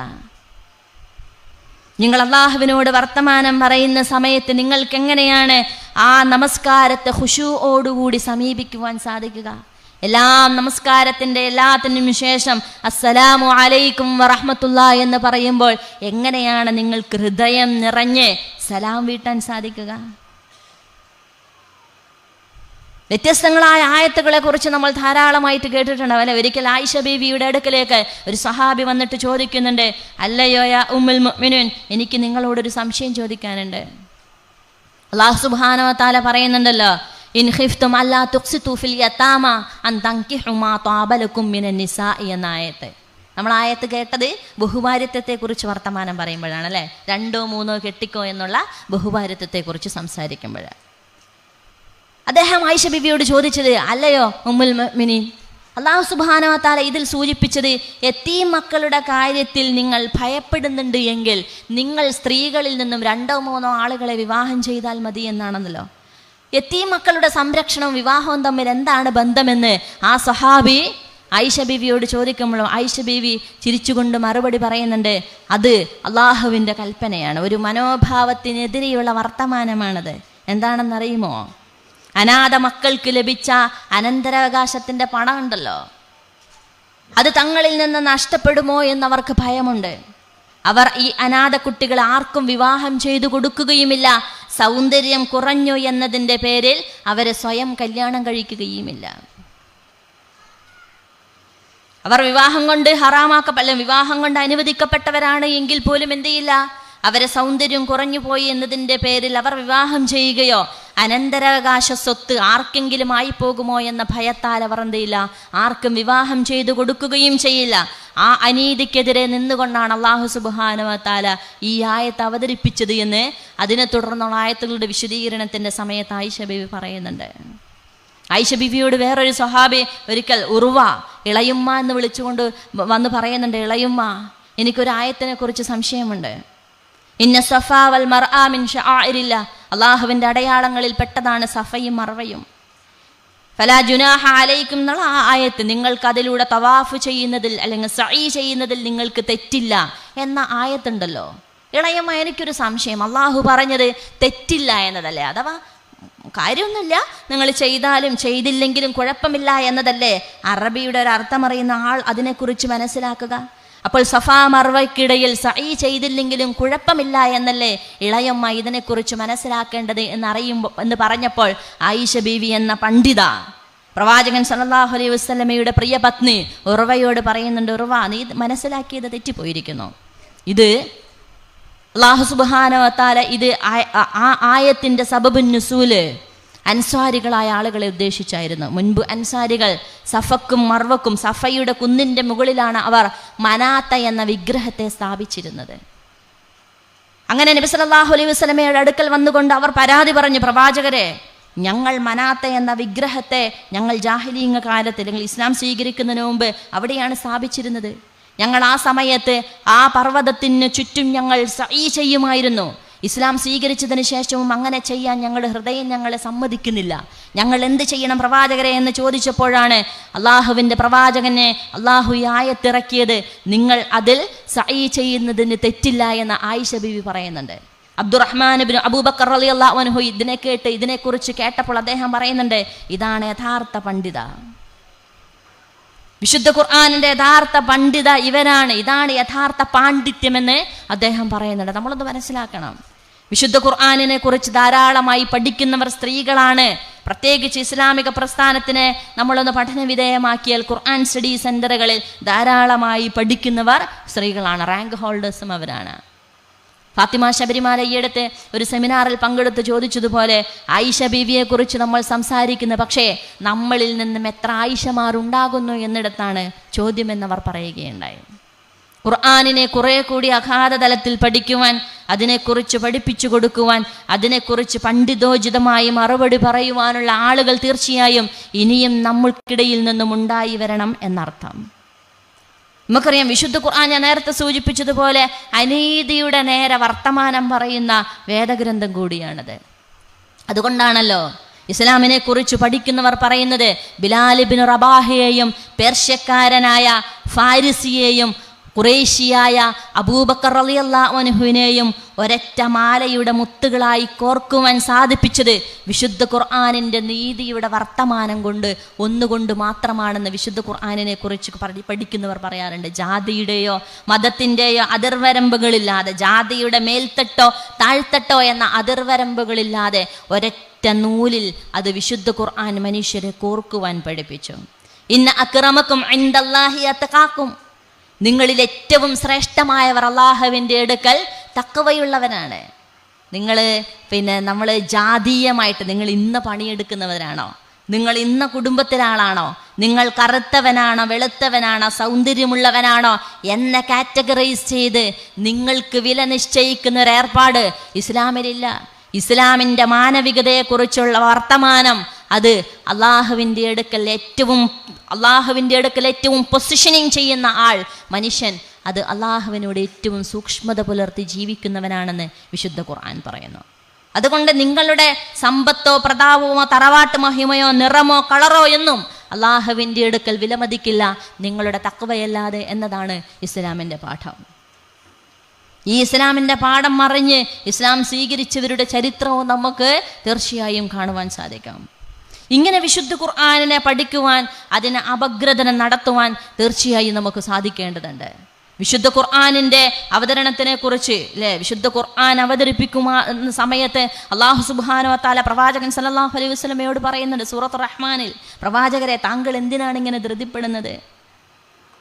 തീർച്ചയായും ഇതിനെ പഠിപ്പിക്കുക എന്നുള്ളത് എൻ്റെ ബാധ്യതയാണ്, എൻ്റെ ഉത്തരവാദിത്തമാണ്. പ്രവാചകരെ, താങ്കളിങ്ങനെ പ്രയാസപ്പെട്ട് ആത്മസംഘർഷത്തിൽ അറപ്പെട്ട് മറന്നു പോകുമോ എന്ന് ഭയപ്പെട്ട് വീണ്ടും വീണ്ടും ഉരുവിട്ട് പ്രവാചകരെ താങ്കൾ കൂടുതൽ പ്രയാസപ്പെടേണ്ടതില്ല. തീർച്ചയായും ഇതിൻ്റെ സംസ്ഥാപനം എന്നുള്ളത്, ഇതിൻ്റെ ക്രോഡീകരണം എന്ന് പറയുന്നത്, അല്ലെങ്കിൽ വിശുദ്ധ ഖുർആനിൻ്റെ കൃത്യമായിട്ട് താങ്കളിലേക്ക് മനുഷ്യരിലേക്ക് എത്തിച്ചു തരിക എന്നുള്ളത് എൻ്റെ ബാധ്യതയാണെന്ന് അല്ലാഹു സുബ്ഹാനഹു വ തആല പറയുന്നുണ്ട്. ഇതിനെ മനസ്സിലാക്കുകയും പഠിക്കുകയും ജീവിതത്തിലേക്ക് പകർത്തുകയും ചെയ്യേണ്ടവരാണ് നമ്മൾ. അള്ളാഹുവിൻ്റെ അടുക്കൽ നാളെ എത്തുന്ന സമയത്തല്ലേ ലാ തസിറു വാസിറത്തൻ വിസ്റ ഉഖ്റ, നിങ്ങൾ ചെയ്ത കർമ്മങ്ങളല്ലാതെ നാളെ അള്ളാഹുവിൻ്റെ അടുക്കൽ നിങ്ങൾക്ക് കാണുവാൻ സാധിക്കില്ല. ഇന്ന് നിങ്ങൾ ഒരുപാട് മനുഷ്യരുടെ കെയറിങ് കൊണ്ട് നിങ്ങൾ പലപ്പോഴും രക്ഷപ്പെട്ടു പോകുന്നുണ്ടാകാം. നമ്മുടെ മക്കളെ നമുക്ക് സംരക്ഷിക്കാൻ പറ്റുന്നുണ്ടാവല്ലേ? നമ്മുടെ മകൻ്റെ കയ്യിൽ നിന്നൊരു ഗ്ലാസ് നിലത്ത് വീണ് പൊട്ടിയാൽ ചിലപ്പോൾ നമ്മൾ പറയണ്ടാവും ഉപ്പാനോട്, എന്ത് അത് എൻ്റെ കയ്യിൽ നിന്ന് വീണ് പൊട്ടിയതാ, കാരണം എന്നെ ഒന്നും പറയൂലല്ലോ, അത് ഓൻ്റെ കയ്യിൽ നിന്നല്ല, അത് എൻ്റെ കയ്യിൽ നിന്ന് വീണ് പൊട്ടിയതാ, അത് ഓൻ്റെ അടുത്തുനിന്നല്ല എൻ്റെ അടുത്തുനിന്നാ. എത്ര സ്മൂത്തായിട്ടാണ് നമ്മൾ പലപ്പോഴും നമ്മുടെ മക്കളെ രക്ഷപ്പെടുത്താറുള്ളത് അല്ലേ? എനിക്ക് പറയാൻ പറ്റുന്നില്ലെങ്കിൽ സാരില്ല, ഞാൻ പറയാം, സാരില്ല, വിട്ടേക്ക്. ഈ ജീവിതത്തിൽ ഒരുപാട് രാഷ്ട്രീയ നേതാക്കളുടെയോ സംഘടനാ നേതാക്കളുടെയോ നമ്മുടെ തന്നെ ബന്ധുമിത്രാദികളുടെയോ ശുപാർശ കൊണ്ട് നിങ്ങൾക്ക് രക്ഷപ്പെടാൻ സാധിച്ചെന്ന് വരും. പക്ഷേ ലാ തസിറു വാസിറത്തൻ വിസ്റ ഉഖ്റ വഅൻ ലൈസ ലിൽ ഇൻസാനി ഇല്ലാ മാ സഅ ഇന്ന സഅയഹു സൗഫ യുറ. കർമ്മങ്ങൾ കൊണ്ട് മനോഹരമാക്കുന്ന, ജീവിതത്തെ മനോഹരമാക്കുന്ന ഒരു മനുഷ്യനെ കൂടിയാണ് ഇസ്ലാം നമുക്ക് മുമ്പിൽ വരച്ച് കാണിക്കുന്നത്. നിങ്ങൾ കർമ്മങ്ങൾ കൊണ്ട് ജീവിതം മനോഹരമാക്കുക. ഒരു ശുപാർശകനും ഒരു പാപഭാരം പേറുന്നവനും വേറൊരാളുടെ പാപഭാരം പേറുവാൻ സാധിക്കാത്ത ഒരു ദിവസം വരും. നിങ്ങളുടെ കർമ്മ പുസ്തകത്തിൽ നിങ്ങൾ ചെയ്തത് മാത്രമാണ് ഉണ്ടാവുക അല്ലേ? നിങ്ങൾ ചെയ്തതിൻ്റെ ഒരു കണിക പോലും നഷ്ടപ്പെടാതെ തീർച്ചയായും അള്ളാഹു നിങ്ങൾക്ക് കാണിച്ചു തരിക തന്നെ ചെയ്യുമെന്ന് വിശുദ്ധ ഖുർആൻ നമ്മളെ പഠിപ്പിച്ചുകൊണ്ടേയിരിക്കുന്നു, ഓർമ്മിപ്പിച്ചുകൊണ്ടേയിരിക്കുന്നു. അതുകൊണ്ട് നിങ്ങൾ കർമ്മം ചെയ്യുക. അതുകൊണ്ടാണ് പ്രവാചകൻ സല്ലല്ലാഹു അലൈഹി വസല്ലമ സ്വന്തം അനുയായികളെ പഠിപ്പിക്കുന്നത്, നിങ്ങൾ ഒരു കർമ്മങ്ങളെയും നിസ്സാരമായി കാണരുത്. നിങ്ങൾ നിങ്ങളുടെ സഹോദരനെ അഭിമുഖീകരിക്കുന്ന സമയത്ത് ഹൃദയം തുറന്നൊന്ന് ചിരിച്ചാൽ അത് അവന് കൊടുക്കുന്ന ഗിഫ്റ്റാണെന്ന് ഇസ്ലാം പഠിപ്പിക്കുന്നത്. അതൊരു സ്വതക്കയാണ്, സമ്മാനമാണ്, ഗിഫ്റ്റാണ്. നിങ്ങളുടെ കൈത്തൊട്ടിയിൽ നിന്നും ഒരു കുമ്പിൾ വെള്ളം വേറൊരു സഹോദരൻ്റെ കയ്യിലേക്ക് നിങ്ങൾ ഒഴിച്ചു കൊടുത്താൽ അതും നിങ്ങൾ ചെയ്യുന്ന സൽക്കർമ്മമാണ്. ഒരു ആട്ടിൻകുളമ്പാണ് നിങ്ങൾ കറവെക്കുന്നതെങ്കിൽ കൂടി നിങ്ങളുടെ അയൽവാസിയെ നിങ്ങൾ നിസാരമായി കാണരുത്, അതും നിങ്ങൾ ഷെയർ ചെയ്യണമെന്ന് ഇസ്ലാം പഠിപ്പിച്ചത് ഈ ഒരു കർമ്മത്തിൻ്റെ അടിസ്ഥാനത്തിലാണ്. ഒരു ജോലി ചെയ്യുമ്പോൾ പ്രയാസപ്പെടുന്ന ഒരു മനുഷ്യനെ നിങ്ങൾ ജോലി ചെയ്യുവാൻ സഹായിക്കുന്നുവെങ്കിൽ അതും നിങ്ങൾ നിസാരമായി കാണരുത് എന്ന് പ്രവാചകൻ സല്ലല്ലാഹു അലൈഹി വസല്ലമ പറഞ്ഞത് ഈ ഒരു കർമ്മ പുസ്തകത്തെക്കുറിച്ച് സൂക്ഷ്മമായി നിങ്ങൾ ചിന്തിക്കണം എന്നുള്ളത് കൊണ്ടാണ്. തീർച്ചയായും നമുക്കറിയാം അല്ലേ, പ്രത്യേകിച്ച് സ്ത്രീകളെ സംബന്ധിച്ചിടത്തോളം ഡെയിലി റുട്ടീൻ ഒന്നാവുന്നവരാണ് നമ്മൾ. രാവിലെ എണീക്കുന്നു, ഭക്ഷണം ഉണ്ടാക്കുന്നു, ഉച്ചയാവുന്നു, രാത്രിയാവുന്നു, പിന്നെ എന്നും ഒരേ പ്രൊസീജിയേഴ്സിലൂടെ മുന്നോട്ട് പോകുന്ന ആളുകൾ. ഒരിക്കലൊരു കടപ്പുറത്ത് ഒരു തീരപ്രദേശത്ത് ക്ലാസ് എടുക്കാൻ പോയപ്പോൾ, റമദാൻ ക്ലാസ് എടുക്കാൻ പോയപ്പോൾ അവർ ചോദിച്ചു എൻ്റെ അടുത്ത്, മോളെ ഖുർആൻ പഠിക്കണം എന്നൊക്കെ ഉണ്ട്, പക്ഷെ പ്രായം എത്രയായില്ലേ? പ്രവാചകൻ സല്ലല്ലാഹു അലൈഹി വസല്ലമക്ക് വിശുദ്ധ ഖുർആൻ അവതരിപ്പിക്കപ്പോൾ എത്രയായിരുന്നു പ്രായം? പ്രവാചകൻ സല്ലല്ലാഹു അലൈഹി വസല്ലമയുടെ കൂടെ ഖുർആൻ പഠിച്ചിരുന്നവർക്ക് എത്രയായിരുന്നു പ്രായം? നമ്മളുടെ പ്രയോറിറ്റി ലിസ്റ്റിൽ ഖുർആൻ ഉണ്ടോ എന്നിടത്താണ് ചോദ്യം അല്ലേ. പലതിനും വേണ്ടി സമയം നീക്കി വെക്കുന്ന നമുക്ക് സാധാരണ പറയാൻ സാധിക്കും, ഇന്ന് 10 മണിക്ക് ഇവിടെ പരിപാടിക്ക് വരണമെന്ന് വിചാരിച്ച നിങ്ങൾ വീട്ടിലെ പണി എത്ര മണിക്കാണ് തീർത്തതെന്ന് ചോദിക്കുമ്പോൾ നമ്മൾ പറയും, ഇന്ന് ഞാൻ 8 മണിയോടുകൂടി എൻ്റെ ഉച്ച ഫുഡ്, രാവിലത്തെ ഫുഡ് അല്ലേ, വീട് അലക്കൽ, തുടക്കൽ, അടിച്ചു വാരലൊക്കെ തീർന്നു. ഇതേ പണി നിങ്ങൾ ഓരോ ദിവസവും എത്ര മണി വരെയാണ് നീട്ടിക്കൊണ്ടു പോകാറുള്ളത് എന്ന് ചോദിക്കുമ്പോൾ രാത്രി 12 മണി കഴിഞ്ഞാലും എൻ്റെ പണി ഇത് തന്നെയായിരിക്കുമെന്ന് പറയുന്ന ബഹുഭൂരിപക്ഷം സ്ത്രീകളെയുമാണ്. അതിൻ്റെ യാഥാർത്ഥ്യത്തെയാണ് നമ്മൾ കാണുന്നത്. അപ്പോൾ നിങ്ങളൊരു ഖുർആൻ സ്റ്റഡി സെൻ്ററിൽ ഒരു ക്ലാസ് കേൾക്കാൻ നിങ്ങൾ പോകുവാൻ തീരുമാനിച്ചാൽ നിങ്ങൾക്ക് സാധിക്കുമെന്നുള്ളതാണ് വസ്തുത. ആഴ്ചയിലൊരു ക്ലാസ് ആണെങ്കിൽ എൻ്റെ പണി എനിക്ക് തീർത്താൽ തീരാത്ത പണി എന്താണ് മനുഷ്യ, നിങ്ങൾക്ക് ഇത്രമാത്രം തീർത്താൽ തീരാത്ത പണി എന്ന് ചോദിക്കുമ്പോൾ 10 മണിക്ക് ശേഷം സ്കൂളിൽ പോകുന്ന, അതിനുശേഷം മരണവീട് സന്ദർശിക്കുന്ന, വൈകുന്നേരം തിരിച്ചു വരുന്ന വഴിയിൽ രോഗി സന്ദർശനം നടത്തുന്ന, അടുക്കള ഏറ്റവും നല്ല അടുക്കള കൃഷി നടത്തുന്ന, വീട്ടിന് മുമ്പിൽ അതിമനോഹരമായ പൂന്തോട്ടം ഉണ്ടാക്കുന്ന ഊർജ്ജസ്വലയായ ഒരു പെണ്ണിനും ലഭിച്ചിട്ടുള്ളത് നമുക്ക് ലഭിച്ചിരിക്കുന്ന അതേ 24 മണിക്കൂറാണെന്ന് ചിന്തിക്കുമ്പോഴാണ് സമയത്തെ കൃത്യപ്പെടുത്തിക്കൊണ്ട്, കർമ്മങ്ങളെക്കുറിച്ച് കൃത്യമായി ധാരണയുള്ള, സമയത്തെക്കുറിച്ച് സൂക്ഷ്മമായി ഉപയോഗിക്കണമെന്ന് പഠിപ്പിച്ച സത്യവിശ്വാസികളുടെ കൂട്ടത്തിൽ നമ്മൾ ഉൾപ്പെടണമെന്ന് അപ്പോഴാണ് നമ്മൾ ആത്മാർത്ഥമായി ആഗ്രഹിക്കേണ്ടത്. നിങ്ങൾ മനസ്സിലാക്കേണ്ടത്, വെറുതെ നേരത്തെ സൂചിപ്പിച്ചല്ലോ, അള്ളാഹുവിൻ്റെ പ്രവാചകൻ സല്ലല്ലാഹു അലൈഹി വസല്ലമ സഹാബാക്കളോട് ഏറ്റവും മനോഹരമായി നിങ്ങൾ ഖുർആൻ പാരായണം ചെയ്യുന്നത് കേൾക്കുവാനാണ് എനിക്ക് സന്തോഷം എന്ന് പറഞ്ഞാൽ അതിൻ്റെ അർത്ഥം കേൾക്കുന്നത് പോലും അള്ളാഹുവിൻ്റെ അടുക്കൽ പ്രതിഫലം നൽകുന്ന ഒരു കർമ്മമായിട്ട് നാഥൻ സ്വീകരിക്കുമെങ്കിൽ. നിങ്ങൾ പരീക്ഷ എഴുതണമെന്ന് പ്രഷർ ചെലുത്തുമ്പോഴാണ് പ്രശ്നമെന്ന് ചില ആൾ പറയാറുണ്ട്. നിങ്ങൾ പരീക്ഷയ്ക്ക് വേണ്ടി ശ്രമിച്ചാൽ അത്രയും നല്ലത്, പക്ഷേ എങ്കിലും ഇരിക്കുകയും കേൾക്കുകയും പഠിക്കുകയും അത് ജീവിതത്തിലേക്ക് പകർത്തുകയും ചെയ്യുമ്പോൾ തീർച്ചയായും നമ്മളുടെ കുടുംബമാണ് മനോഹരമായി തീരുക. നമുക്ക് ആഗ്രഹമുണ്ട് മാതാപിതാക്കളെ ഏറ്റവും സ്നേഹിക്കുന്ന മക്കളുണ്ടാവണമെന്ന്, ഏറ്റവും നല്ല ഹൃദയത്തോട് ചേർത്ത് പിടിക്കുന്ന, എന്നെ കേൾക്കുന്ന, എന്നെ മനസ്സിലാക്കുന്ന, എന്നെ സ്നേഹിക്കുകയും പ്രണയിക്കുകയും ചെയ്യുന്ന ഒരു ഇണ നമുക്കുണ്ടാവണമെന്ന് നമുക്ക് ആഗ്രഹമുണ്ട്. കുടുംബജീവിതത്തിൽ വീട്ടിൽ പരസ്പരം ഐക്യമുണ്ടാവണം നമുക്ക് ആഗ്രഹമുണ്ട്. ഒരുമിച്ച് പ്രാർത്ഥിക്കുകയും ഒരുമിച്ച് നമസ്കരിക്കുകയും. ലുഖ്മാനുൽ ഹക്കീം തൻ്റെ മകന് കൊടുക്കുന്ന ഉപദേശമുണ്ട്. ഒരു ഉപ്പക്ക് അല്ലെങ്കിൽ ഒരു ഉമ്മക്ക് ഏറ്റവും നല്ല പാരൻറ്റിങ് പഠിക്കണമെങ്കിൽ നിങ്ങൾ സൂറത്തുൽ ലുഖ്മാനുൽ ഹക്കീം തൻ്റെ മകന് കൊടുക്കുന്ന ഉപദേശം ഒന്ന് വായിച്ചാൽ മതിയാകുമെന്ന് ചില ആളുകൾ പറയാറുണ്ട്, പ്രത്യേകിച്ച് ചില സൈക്കോളജിസ്റ്റുകൾ. കാരണം എന്താണെന്നറിയോ, അദ്ദേഹം തൻ്റെ മകന് കൊടുക്കുന്ന ഉപദേശത്തിൽ ആദ്യമായിട്ട് പറയുന്നത്, മോനെ അള്ളാഹുവിൽ ശിർക്ക് ചെയ്യാതെ, അള്ളാഹുവിൽ പങ്കു ചേർക്കാതെ നീ അള്ളാഹുവിനെ ആരാധിക്കുക, ഇബാദത്ത് ചെയ്യുക. രണ്ടാമത് അദ്ദേഹം പറയുന്നത്, മകനെ നീ അള്ളാഹുവിന് എന്ത് ചെയ്യുക, നീ നിൻ്റെ മാതാപിതാക്കളോട് കാരുണ്യം ചെയ്യുക. വഹ്നൻ വലാ വഹ്നിൻ വഫിസാലുഹു ഫി ആമിൻ അനിഷ്കുറു ലീ വലിവാലിദൈക വഇലയ്യൽ മസീർ. നീ മാതാപിതാക്കളോട് കാരുണ്യം ചെയ്യുക, അവരോട് നന്ദി കാണിക്കുക, എന്നോടും നന്ദി കാണിക്കുക, എന്നിലേക്കാണ് നിന്റെ മടക്കം. മൂന്നാമതായിട്ട് അദ്ദേഹം മകന് കൊടുക്കുന്ന ഉപദേശം, അഖിമിസ് സ്വലാത്തി വഅ്മുർ ബിൽ മഅറൂഫി വൻഹ അനിൽ മുൻകർ വസ്ബിർ അലാ മാ അസ്വാബക ഇന്ന ദാലിക മിൻ അസ്മിൽ ഉമൂർ. മോനെ നീ നമസ്കാരം നിലനിർത്തണം. ഒരു മനുഷ്യൻ്റെ നമസ്കാരം നന്നായാൽ ബാക്കിയെല്ലാം മെല്ലെ മെല്ലെ നന്നായിക്കോളും.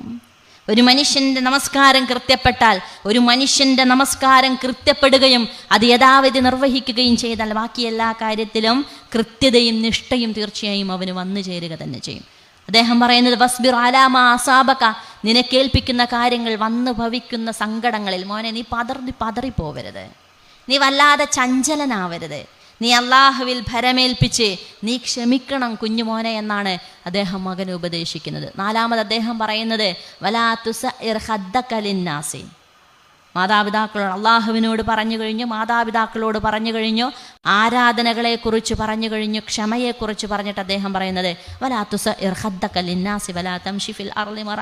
സമൂഹവുമായി ബന്ധപ്പെട്ട ഒരു മകൻ്റെ ഉത്തരവാദിത്തത്തെക്കുറിച്ചാണ്.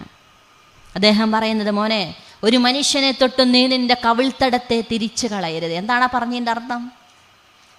അറബി ഭാഷ അറിയുന്നവർക്ക് മനസ്സിലാക്കും. സൊഅർ എന്ന് പറഞ്ഞാൽ ഒട്ടകത്തിന് ചില അസുഖം ബാധിക്കാറുണ്ട് അത്ര. അതിൻ്റെ കഴുത്ത് ഒരു ഭാഗത്ത് ചെരിയുന്ന അസുഖത്തിനാണ് സൊഅർ എന്ന് പറയുക അത്രേ. ആ അസുഖം ബാധിച്ച ഒട്ടകത്തിൻ്റെ മുഖം എപ്പോഴും ഒരു വശത്തേക്ക് ചെരിഞ്ഞിരിക്കുമെന്നാണ്. നീ അസുഖം ബാധിച്ച ഒട്ടകത്തിൻ്റെ മുഖം ഒരു വശത്തേക്ക് തിരിക്കുന്നത് പോലെ പാവപ്പെട്ടവൻ്റെ നേരെ, അധസ്ഥിതരുടെ നേരെ, ദരിദ്രരുടെ നേരെ, അഹങ്കാരത്തിൻ്റെ മുഖവുമായിട്ട് മോനെ നീ ഒരു മനുഷ്യനെയും നിന്ദ്യനായി കാണുകയോ അവൻ്റെ നേരെ നീ മുഖം തിരിക്കുകയോ ചെയ്യരുത്. നീ എല്ലാ മനുഷ്യരെയും ആദരിക്കുകയും റെസ്പെക്റ്റ് ചെയ്യുകയും വിനയം നിനക്കുണ്ടാവുകയും ചെയ്യണമെന്ന് പഠിപ്പിക്കുന്ന മഹാപാഠമാണ് ലുഖ്മാനുൽ ഹക്കീം അദ്ദേഹത്തിൻ്റെ മകനെ പഠിപ്പിക്കുന്ന ഉപദേശം.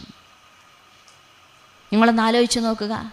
ഒരു പാരൻറ്റിങ് ക്ലാസ് എടുക്കുന്ന മനുഷ്യൻ ഇങ്ങനെ ഓരോ പോയിന്റുകളും ഇങ്ങനെ 1 by 1 എഴുതി കൃത്യപ്പെടുത്തിയാലും വിശുദ്ധ ഖുർആനിൽ ലുഖ്മാനുൽ ഹക്കീം അദ്ദേഹത്തിൻ്റെ മകന് കൊടുക്കുന്ന ഉപദേശത്തെക്കുറിച്ച് പ്രവാചകൻ സല്ലല്ലാഹു അലൈഹി വസല്ലമ പഠിപ്പിക്കുമ്പോൾ അദ്ദേഹം പറയുന്നുണ്ട്.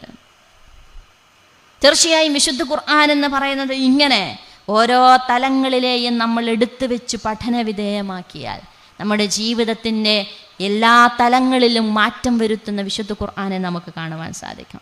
അത് വെറുതെ പാരായണം ചെയ്തു പോയി ഒരു സുഖമാസ്വദിക്കുക എന്നതിനപ്പുറത്തേക്ക് നമ്മുടെ നിലപാടിനെ കുറിച്ച് ചിന്തിക്കുന്ന ഒരു കാര്യം കൂടി പറഞ്ഞുകൊണ്ട് ഞാൻ നിർത്തുകയാണ്. ആയിഷ ബീവിയുമായി ബന്ധപ്പെട്ട അപവാദ പ്രചരണവുമായി ബന്ധപ്പെട്ട വർത്തമാനം നമുക്കറിയാം അല്ലേ? യർമൂക്ക് യുദ്ധത്തിൻ്റെ സമയത്ത് ആയിഷ ബീവിയെയും കൂട്ടിയാണ് പ്രവാചകൻ സല്ലല്ലാഹു അലൈഹി വസല്ലമ ആ സമയത്ത് യുദ്ധത്തിന് പോയത്. തിരിച്ചു വരുന്ന സമയത്ത് ആയിഷ ബീവിയുടെ മാല നഷ്ടപ്പെട്ടു, അവർ തമ്പടിച്ച സ്ഥലത്തുനിന്ന്. അങ്ങനെ ആയിഷ ബീവി അതിങ്ങനെ തിരയുന്ന സമയത്ത് മാല കണ്ടില്ല. പക്ഷെ ആളുകളൊക്കെയും എന്ത് ചെയ്തു? തിരിച്ചു മദീനയിലേക്ക് പോയി. കാരണം ആയിഷ ബീവി ഒട്ടകത്തിൻ്റെ ഉള്ളിലുണ്ട് എന്നാണ് ആളുകൾ വിചാരിച്ചത്. ആ സമയത്ത് ആയിഷ ബീവിയെക്കുറിച്ച് പറയുന്ന അവർ കനം കുറഞ്ഞ സ്ത്രീയായിരുന്നു, മെലിഞ്ഞ സ്ത്രീയായിരുന്നു ആ സമയത്ത്. അങ്ങനെ ആയിഷ ബീവി ഉണ്ടെന്ന് കരുതി യാത്രാ സംഘം എന്ത് ചെയ്തു? പ്രവാചകൻ സല്ലല്ലാഹു അലൈഹി വസല്ലമയും സഹാബക്കളും മദീനയിലേക്ക് പോയി. ആയിഷ ബീവി പക്ഷെ മാല തിരയുന്ന തിരക്കിലായിരുന്നു. അങ്ങനെ മാല തിരഞ്ഞ് കണ്ടുകിട്ടിയില്ല. തിരിച്ചു വരുന്ന സമയത്ത് അവിടെ എന്തില്ല? അതിൻ്റെ ആ യാത്രാ സംഘം അവിടെ ഇല്ല. അങ്ങനെ ആയിഷ ബീവി എന്ത് ചെയ്തു? പ്രയാസപ്പെട്ട ഒരു മരത്തിൻ്റെ ചുവട്ടിൽ ഇങ്ങനെ ഇരിക്കുന്ന സമയത്താണ് ആളുകൾ വഴിയിൽ വല്ലതും മറന്നു വെച്ച് പോയിട്ടുണ്ടോ എന്ന് അന്വേഷിക്കുവാൻ വേണ്ടി പിറകിൽ ഒരു സംഘത്തെ നിശ്ചയിക്കാറുണ്ടാകും, ചില വ്യക്തികളെ നിശ്ചയിക്കാറുണ്ടെന്നാണ്. അങ്ങനെ അള്ളാഹുവിന് പ്രവാചകൻ സല്ലല്ലാഹു അലൈഹി വസല്ലമയുടെ സഹാബിയായ സഫ്വാൻ അദ്ദേഹം അങ്ങനെ തിരഞ്ഞു വരുന്നുണ്ട്, വല്ലതും ഇങ്ങനെ വഴിയിൽ കളഞ്ഞു പോയിട്ടുണ്ടോ എന്ന് അന്വേഷിക്കാൻ. അപ്പോഴാണ് അദ്ദേഹം ആയിഷ ബീവിയെ കാണുന്നത്. ആയിഷ ബീവിയെ കണ്ടപ്പോൾ തന്നെ അദ്ദേഹം പറഞ്ഞത് ഇന്നാ ലില്ലാഹി വ ഇന്നാ ഇലൈഹി റാജിഊൻ എന്നാണെന്ന് അതിൻ്റെ വിശദീകരണത്തിൽ നമുക്ക് കാണുവാൻ സാധിക്കും. അങ്ങനെ ആയിഷ ബീവിയെ എന്ത് ചെയ്തു? ഒട്ടകപ്പുറത്തിലേക്ക് ഇരുത്തി അദ്ദേഹം മദീനയിലേക്ക് കൊണ്ടുപോകുന്നുണ്ട്. അവിടെ പോയ ആയിഷ ബീവിക്ക് വല്ലാത്ത പനി ബാധിച്ചവർ കിടപ്പിലാകുന്നുണ്ട്. പക്ഷെ പുറത്ത് നടക്കുന്നൊരു സംഭവം അവർ അറിയുന്നുമില്ല. ഇതിനെയാണ് അപവാദ പ്രചരണം എന്ന് നമ്മൾ പറയാറുള്ളത്. സൂറത്തുൻ നൂറിലെ 11-ാമത്തെ ആയത്ത് മുതൽ അല്ലാഹു സുബ്ഹാനഹു വ തആല അതിനുശേഷം ഇടപെടുന്ന ചില ആയത്തുകളെക്കുറിച്ച് നമുക്ക് കാണുവാൻ സാധിക്കും. പുറത്ത് വലിയ ഘോഷങ്ങൾ നടക്കുകയാണ്. ആളുകൾ ഇങ്ങനെ പ്രചരണം കൊണ്ട്, രൂക്ഷമായ വിമർശനം കൊണ്ട് പ്രവാചകൻ സല്ലല്ലാഹു അലൈഹി വസല്ലമയെ വരിഞ്ഞു മുറുക്കുകയാണ്. ഇസ്ലാം എന്ന് പറഞ്ഞാൽ ഇതാണോ? മുഹമ്മദിൻ്റെ പത്നിയാണ് എന്ത് ചെയ്തത്? വ്യഭിചരിച്ചിട്ടുള്ളത്. ആളുകൾ പറയാൻ തുടങ്ങി ആയിഷ തെറ്റ് ചെയ്തിരിക്കുന്നു. ചില സഹാബാക്കൾ ഇത് കേട്ട് വിശ്വസിച്ചു എന്നാണ് ചരിത്രം നമ്മളോട് പറയുന്നത്. പാവം ആയിഷ ബീവി ഇതൊന്നും അറിഞ്ഞില്ല. അങ്ങനെയാണ് അവരെ ശുശ്രൂഷിച്ചു കൊണ്ടിരുന്ന ഒരു സഹാബി വനിത ഒരു ദിവസം അവരുടെ മകനെ ശപിക്കുന്നത്, അല്ലെങ്കിൽ മകന് നേരെ ശാപപ്രാർത്ഥന നടത്തുന്ന ആയിഷ ബീവി കേൾക്കുന്നുണ്ട്. അപ്പോൾ പറയുന്നത്, എന്തിനാണ് അദ്ദേഹത്തെ നിങ്ങൾ ശാപപ്രാർത്ഥന നടത്തുന്നതെന്ന് ചോദിക്കുമ്പോഴാണ് പറഞ്ഞത്, ആയിഷ നീ ഒന്നും അറിയില്ലേ? പ്രവാചകൻ സല്ലല്ലാഹു അലൈഹി വസല്ലമയും സ്വഹാബാക്കളും എത്രമാത്രം ആത്മസംഘർഷമാണ് അനുഭവിക്കുന്നതെന്ന്, നിന്നെക്കുറിച്ച് ആളുകൾ എന്തൊക്കെയാണ് പറയുന്നതെന്ന് ആയിഷ നീ അറിയില്ലേ എന്നവർ ആയിഷ ബീവിയോട് ചോദിക്കുന്നുണ്ട്. അതിനെക്കുറിച്ച് ആയിഷ ബീവി പറയുന്നുണ്ട്, പിന്നീടുള്ള രാത്രികളിൽ ഞാൻ ഉറങ്ങിയില്ല. ആയിഷ ബീവിയുടെ സാഹിത്യ ഭാഷയിൽ ആയിഷ ബീവി അതിനെക്കുറിച്ച് വിശദീകരിക്കുന്നത്, അതിനുശേഷം ഉറക്കം എൻ്റെ കണ്ണുകൾ സുറുമ എഴുതിയിട്ടില്ല എന്ന്. ആയിഷ ബീവിയെക്കുറിച്ച് പറയുന്ന അതീവ ഗാംഭീര്യമുള്ള സാഹിത്യ ഭാഷ ഉപയോഗിക്കുന്നവരെന്നാ. ഉറക്കം എൻ്റെ കണ്ണുകളിൽ സുറുമ എഴുതിയിട്ടില്ല എന്ന് പറഞ്ഞാൽ അതിനുശേഷം ഉറങ്ങാത്ത രാത്രികളാണ് ആയിഷ ബീവിക്കുണ്ടായത്. പ്രവാചകൻ സല്ലല്ലാഹു അലൈഹി വസല്ലമ വരുന്നില്ല. കാരണം അള്ളാഹു തന്നെ എന്ത് ചെയ്യണം, ഇതിൻ്റെ നിരപരാധിത്വം തെളിയിക്കണം. ആയിഷ ബീവിയെക്കുറിച്ച് ആളുകളുടെ അന്വേഷിക്കുന്നുണ്ട്, എന്താണ് പറ്റിയത്, നിങ്ങൾക്ക് എന്താണ് ആയിഷ ബീവിയെക്കുറിച്ചുള്ള അഭിപ്രായം? ആളുകൾ ഇങ്ങനെ പറയുന്നുണ്ട്, പാവാണ്, ചിലപ്പോഴിങ്ങനെ ഇരുന്ന് ഉറങ്ങിപ്പോകുമ്പോൾ മാവ് ആട് തിന്നു പോകുമെന്ന പ്രശ്നമേ ഞാൻ കണ്ടിട്ടുള്ളൂ, വേറെ ഒന്നും ഞാൻ കണ്ടിട്ടില്ല. രാത്രികാലങ്ങളിൽ ദീർഘമായി നിന്ന് നമസ്കരിക്കുന്ന ആയിഷ ബീവി പകലിൽ ചെറുതായിട്ടൊന്ന് മയങ്ങിപ്പോയാൽ മാവ് എന്ത് ചെയ്യും, ആട് തിന്നും എന്നൊരു പ്രശ്നം മാത്രമേ ഞാൻ കണ്ടിട്ടുള്ളൂ എന്നതാണ് കൂടെയുള്ള സ്ത്രീകൾ പറയുന്നത്. അങ്ങനെയാണ് പ്രാർത്ഥനാ നിരതയായിരിക്കുന്ന ആയിഷ ബീവിയെക്കുറിച്ച് നമുക്ക് കാണുവാൻ സാധിക്കും. അള്ളാഹുവിനോട് പ്രാർത്ഥിച്ചുകൊണ്ട് അള്ളാഹുവിൻ്റെ നീതിക്ക് വേണ്ടി, അള്ളാഹുവിൻ്റെ മറുപടിക്ക് വേണ്ടി കാത്തിരിക്കുന്ന, അപവാദത്തിനിരയായ, ഒരു തെറ്റും ചെയ്യാത്ത സാധുവായ ഒരു സ്ത്രീയുടെ, പ്രവാചകൻ സല്ലല്ലാഹു അലൈഹി വസല്ലമയുടെ പത്നിയുടെ പ്രാർത്ഥന അള്ളാഹു സ്വീകരിക്കുന്നുണ്ട്. അപ്പോഴാണ് റബ്ബ് സുബ്ഹാനഹു വ തആല സൂറത്തുൻ നൂറിലെ 11-ാമത്തെ ആയത്തിൽ ചോദിക്കുന്നത്, നിങ്ങളിലേക്ക് ഒരു കൂട്ടർ വന്ന സമയത്ത്, ഇന്നല്ലദീന ജാഊ ബിൽ ഇഫ്കി ഉസ്ബത്തും മിൻകും, നിങ്ങളിൽ നിന്നും ഒരു കൂട്ടർ അപവാദ പ്രചരണവുമായി വന്ന സമയത്ത് എന്ന് തുടങ്ങിയ ആയത്തിൽ അള്ളാഹു പറയുന്നുണ്ട്, നിങ്ങൾ എന്തുകൊണ്ടാണ് അതിൽ നന്മ കാണാതിരുന്നത്? നിങ്ങൾ എന്തുകൊണ്ടാണ് ഹാദാ ഇഫ്കും മുബീൻ, ഇതൊരു അപവാദ പ്രചരണമാണെന്ന് നിങ്ങൾ എന്തുകൊണ്ട് പറഞ്ഞില്ല? എന്നിട്ട് അള്ളാഹ് പറയുന്നുണ്ട്, രൂക്ഷമായി വിമർശിച്ചുകൊണ്ട് പറയുന്നുണ്ട്, നിങ്ങൾ അള്ളാഹുവിൻ്റെ കാരുണ്യം നിങ്ങളുടെ മേലില്ലായിരുന്നുവെങ്കിൽ നിങ്ങളെ ഒന്നടങ്കം ഞാൻ നശിപ്പിച്ചു കളയുമായിരുന്നു എന്ന് ആയിഷ ബീവിയുടെ ആ സംഭവത്തിൻ്റെ പേരിൽ അള്ളാഹു സുബ്ഹാനഹു വ തആല പറയുന്നുണ്ട്. അതിനെക്കുറിച്ച് അതിനുശേഷം അബൂബക്കർ സിദ്ദീഖ് റളിയല്ലാഹു അൻഹു തീരുമാനിക്കുന്ന ചരിത്രം നമുക്കറിയാം. അബൂബക്കർ സിദ്ദീഖ് റളിയല്ലാഹു അൻഹു അറിയാണ്, തൻ്റെ മകൾ, നിരപരാധിയായ തൻ്റെ മകൾ, പ്രവാചകൻ സല്ലല്ലാഹു അലൈഹി വസല്ലം അനുഭവിച്ച പ്രയാസം, അതിന് ആ അപവാദത്തിന് മുൻനിരയിലുണ്ടായിരുന്ന ഒരു സ്വഹാബിയെക്കുറിച്ച് അബൂബക്കർ സിദ്ദീഖ് റളിയല്ലാഹു അൻഹു അറിയാണ്. അങ്ങനെ അദ്ദേഹം തീരുമാനിച്ചു, ഇനി മുതൽ ആ സ്വഹാബിക്ക് എന്തില്ല, ഞാനൊരു സഹായവും ചെയ്തു കൊടുക്കില്ല എന്ന് ആ പിതാവ് തീരുമാനിക്കുകയാണ്. സ്വാഭാവികമാണല്ലോ, എൻ്റെ മകളെക്കുറിച്ച് ഇങ്ങനെ മാത്രം പറഞ്ഞു പരുത്തുവാൻ മുൻപന്തിയിലുണ്ടായിരുന്ന അദ്ദേഹത്തിൻ്റെ വീട്ടു ചെലവുകൾ നിർവഹിച്ചിരുന്നത് ഞാനാണ്, അദ്ദേഹത്തിൻ്റെ സഹായം, സാമ്പത്തികമായി സഹായം ചെയ്തിരുന്നത് ഞാനാണ്, ഇനി ഞാനത് ചെയ്യില്ല എന്ന് തീരുമാനിക്കുന്ന അബൂബക്കർ സിദ്ദീഖ് റളിയല്ലാഹു അൻഹുവിൻ്റെ നേരെയാണ് സൂറത്തുൻ നൂറിലെ അതിനുശേഷമുള്ള ആയത്തിൽ അല്ലാഹു സുബ്ഹാനഹു വ തആല ചോദിക്കുന്നത്, അലാ തുഹിബ്ബൂന അയ്യഗ്ഫിറല്ലാഹു ലക്കും, നിങ്ങൾക്ക് അല്ലാഹു പൊറുത്തു തരണമെന്ന് നിങ്ങൾ ആഗ്രഹിക്കുന്നില്ല? അതൊരു ചോദ്യമാണ്. നിങ്ങൾ അങ്ങനെ പെട്ടെന്നൊരു നിലപാട് സ്വീകരിച്ചാൽ എങ്ങനെയാണ് ശരിയാവുക? നിങ്ങൾക്ക് അല്ലാഹു പൊറുത്തു തരണമെന്ന് നിങ്ങൾ ആഗ്രഹിക്കുന്നുവെങ്കിൽ ഇത്തരത്തിലുള്ള ഒരു ശപഥവും നിങ്ങൾ എടുത്തു പോവരുത് എന്ന് അല്ലാഹു സുബ്ഹാനഹു വ തആല പറയാണ്. ഈ ആയത്ത് കേൾക്കുന്ന അബൂബക്കർ സിദ്ദീഖ് റളിയല്ലാഹു അൻഹുവിനെ കുറിച്ച് പറയുന്നുണ്ട്.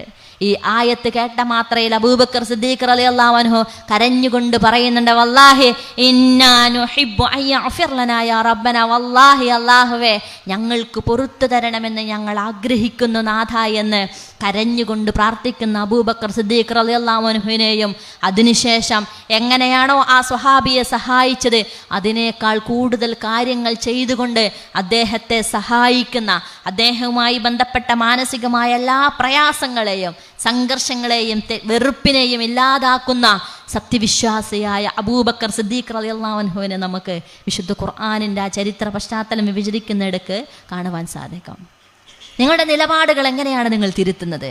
നിങ്ങളെങ്ങനെയാണ് നിങ്ങളുടെ സ്വഭാവത്തെ നന്നാക്കുന്നത്? നിങ്ങളെങ്ങനെയാണ് നിങ്ങളുടെ ആരാധനാ കർമ്മങ്ങളിൽ നിഷ്ഠ പാലിക്കുന്നത്? നിങ്ങളുടെ ജീവിതത്തിലേക്ക് നിങ്ങളുടെ ഖുർആൻ എങ്ങനെയാണ് നിങ്ങളുടെ ഹൃദയത്തിലേക്ക് ചേർത്ത് വെക്കുവാൻ സാധിക്കുന്നത് എന്നിടത്താണ് ചോദ്യം, അല്ലേ? നമ്മുടെ പേരമക്കൾ അല്ലെങ്കിൽ നമ്മുടെ പേരക്കുട്ടികൾ, നമ്മുടെ പെൺകുട്ടികൾ, ആൺകുട്ടികൾ നമ്മളോട് ചിലപ്പോൾ ചില ചോദ്യം ചോദിക്കും. കൈ കണ്ടാൽ എന്താ പ്രശ്നം? മുടി കണ്ടാൽ എന്താ പ്രശ്നം? അല്ലേ? തട്ടം ഇങ്ങനെ തന്നെ മാറിടത്തിലേക്ക് താഴ്ത്തിയിടണം എന്ന് പറയുന്നത് എന്തിനാണ്? ഒന്ന് വർത്തമാനം പറഞ്ഞാൽ ഷെയ്ക്ക് ഹാൻഡ് ചെയ്താൽ എന്താണ് പ്രശ്നം? അവിടെയാണ് അല്ലാഹു സുബ്ഹാനഹു വ തആല വിശുദ്ധ ഖുർആനിൽ പറയുന്നത്, നിങ്ങൾക്കിടയിൽ ഒരു കാര്യം തീരുമാനിച്ചാൽ സത്യവിശ്വാസികൾക്ക് അത് അങ്ങേയറ്റം സന്തോഷമായിരിക്കും. ഇനി നേരെ മറിച്ചോ, സത്യനിഷേധികളായ ഈമാൻ ഉറച്ചിട്ടില്ലാത്ത ആളുകളെ സംബന്ധിച്ചിടത്തോളം അവരുടെ ഹൃദയത്തിൽ ഒരു തരം അസ്വസ്ഥതകൾ ഉണ്ടാകുമെന്ന് അല്ലാഹു വിശുദ്ധ ഖുർആനിൽ പറയുന്നുണ്ട്.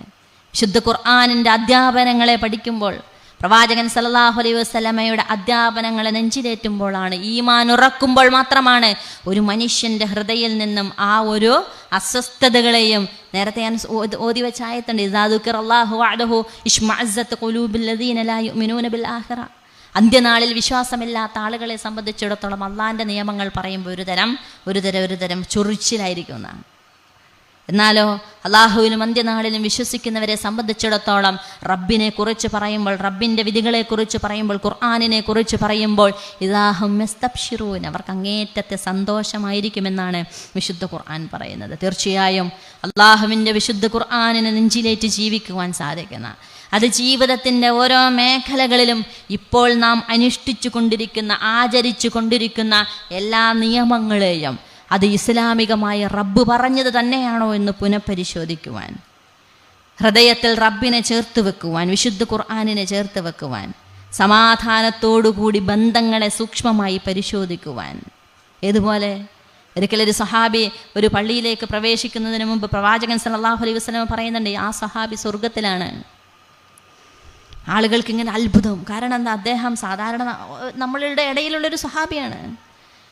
എന്നിട്ട് വേറൊരു സഹാബി തീരുമാനിച്ചു ആ സഹാബിയുടെ വീട്ടിൽ പോയൊന്ന് അതിഥിയായി നിൽക്കണം. എന്താണ് അദ്ദേഹത്തിനെ സ്വർഗത്തിന് അർഹനാക്കിയതെന്ന് അറിയണമല്ലോ. അങ്ങനെയാണ് ആ സഹാബി എന്ന് ഇത് മറ്റേ സഹാബിൻ്റെ ഗസ്റ്റായിട്ട്, അതിഥിയായിട്ട് പോയത്. 3 ദിവസം അദ്ദേഹത്തിൻ്റെ കൂടെ താമസിച്ചു. അദ്ദേഹം നമസ്കരിക്കുന്നുണ്ട്, തഹജ്ജുദ് നമസ്കരിക്കുന്നുണ്ട്, ളുഹയുണ്ട്, പ്രാർത്ഥനകളുണ്ട്. അതല്ലാത്ത ഞങ്ങളൊക്കെയും ചെയ്യുന്ന കാര്യങ്ങളല്ലാത്ത വേറെ ഒന്നും പുതിയതായിട്ട് അദ്ദേഹത്തിൻ്റെ ജീവിതത്തിൽ കാണുന്നില്ലല്ലോ എന്ന സങ്കടത്താൽ, സ്വർഗത്തിന് അദ്ദേഹത്തിനെ അർഹനാക്കിയത് എന്താണെന്ന് കണ്ടുപിടിക്കാൻ സാധിക്കാത്തതിൻ്റെ സങ്കടത്താൽ അന്ന് പിരിഞ്ഞു പോകാനിരിക്കുമ്പോഴാണ് മറ്റേ അതിഥി ചോദിച്ചത്, ആതിഥേയൻ ചോദിച്ചത്, എന്തു പറ്റി താങ്കൾക്ക്? താങ്കളുടെ മുഖത്തൊരു സന്തോഷം കാണുന്നില്ലല്ലോ. ഞാൻ നിങ്ങളെ ഏറ്റവും നല്ല അതിഥിയായിട്ടല്ലേ സ്വീകരിച്ചത്, എൻ്റെ ആതിഥേയത്തിൽ വല്ല പ്രശ്നവുമുണ്ടായോ എന്ന് അദ്ദേഹം സങ്കടത്തോടുകൂടി ചോദിക്കുമ്പോൾ ഈ സ്വഹാബി മറുപടി പറയുന്നുണ്ട്, പ്രവാചകൻ സല്ലല്ലാഹു അലൈഹി വസല്ലമ താങ്കളുടെ വരവിന് മുമ്പ് പള്ളിയിലേക്ക് പ്രവേശിക്കുന്നതിന് മുമ്പേ ഞങ്ങളോട് ഇങ്ങനെ ഒരു വർത്തമാനം പറഞ്ഞിരുന്നു. എന്താണ് താങ്കളെ സ്വർഗത്തിന് അർഹനാക്കിയത് എന്ന് അറിയാനാണ് തീർച്ചയായും ഞാൻ താങ്കളുടെ അതിഥിയായിട്ട് ഈ വീട്ടിൽ വന്നത്. പക്ഷേ എനിക്ക് പ്രത്യേകമായിട്ടൊന്നും കാണുവാൻ സാധിച്ചിട്ടില്ല എന്ന് പറയുമ്പോൾ ഈ മനുഷ്യൻ പറയുന്നുണ്ട്, ഞാനൊന്ന് ആലോചിച്ച് നോക്കട്ടെ, താങ്കൾ പറഞ്ഞത് ശരിയാണ്. പ്രത്യേകമായിട്ടൊന്നും ജീവിതത്തിൽ നിങ്ങൾ ഈ പറയുന്ന കൃത്യനിഷ്ഠമായ നമസ്കാരം, തഹജ്ജുദ്, അതിനല്ലാതെ ഖുർആൻ പാരായണം, അതല്ലാതെ വേറൊന്നും ഞാൻ എൻ്റെ ജീവിതത്തിൽ ചെയ്യുന്നില്ല. പെട്ടെന്ന് അദ്ദേഹം പറയുന്നുണ്ട്, ഒരു കാര്യം ഞാൻ ചെയ്യാറുണ്ട് കേട്ടോ. ഞാനെന്നും രാത്രി കിടന്നുറങ്ങുന്നതിന് മുമ്പ് ഞാൻ ഇന്ന് കണ്ടുമുട്ടിയ മനുഷ്യരെക്കുറിച്ച് ഞാൻ എന്നെക്കുറിച്ചൊന്ന് വിചാരണ ചെയ്യും. ഏതെങ്കിലും മനുഷ്യൻ്റെ ഹൃദയത്തെ ഞാൻ മുറിവേൽപ്പിച്ചിട്ടുണ്ടോ എന്ന് ഞാൻ ഒന്ന് ആത്മപരിശോധനയ്ക്ക് വിധേയമാക്കും. ഏതെങ്കിലും മനുഷ്യനുമായിട്ട് ഞാൻ പിണങ്ങിയിട്ടുണ്ടോ, ഏതെങ്കിലും മനുഷ്യനുമായിട്ട് ചെറിയ അസ്വാരസ്യങ്ങൾ ഉണ്ടായിട്ടുണ്ടോ എന്ന് ഞാൻ പരിശോധിക്കും. അങ്ങനെ എനിക്ക് സംശയം തോന്നിയാൽ പോലും അദ്ദേഹത്തെ കണ്ടൊന്ന് മുആനക ചെയ്ത് അദ്ദേഹവുമായിട്ട് ബന്ധപ്പെട്ട ബന്ധം ഊഷ്മളപ്പെടുത്തി മാത്രമേ ഞാൻ എൻ്റെ വിരിപ്പിലേക്ക് ചായാറുള്ളൂ എന്ന് ആ സഹാബി മറുപടി പറയുന്നുണ്ട്. അപ്പോൾ മറ്റേ സഹാബി ചിരിച്ചുകൊണ്ട് പറയുന്നുണ്ട്, എങ്കിൽ അത് തന്നെയാണ് താങ്കളെ സ്വർഗത്തിന് അർഹനാക്കിയതെന്ന് ഞാൻ വിശ്വസിക്കുന്നു. നിങ്ങളൊന്ന് ആലോചിച്ച് നോക്കുക. വത്തഖുല്ലാഹല്ലദീ തസാഅലൂന ബിഹിൽ അവൽ അർഹാം, സൂറത്തുൻ നിസായിലെ ആയത്താണത്.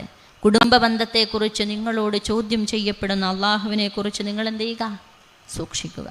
തീർച്ചയായും ജീവിതത്തിൻ്റെ ഓരോ സൂക്ഷ്മതലങ്ങളും വളരെ പ്രധാനപ്പെട്ടതാണ്.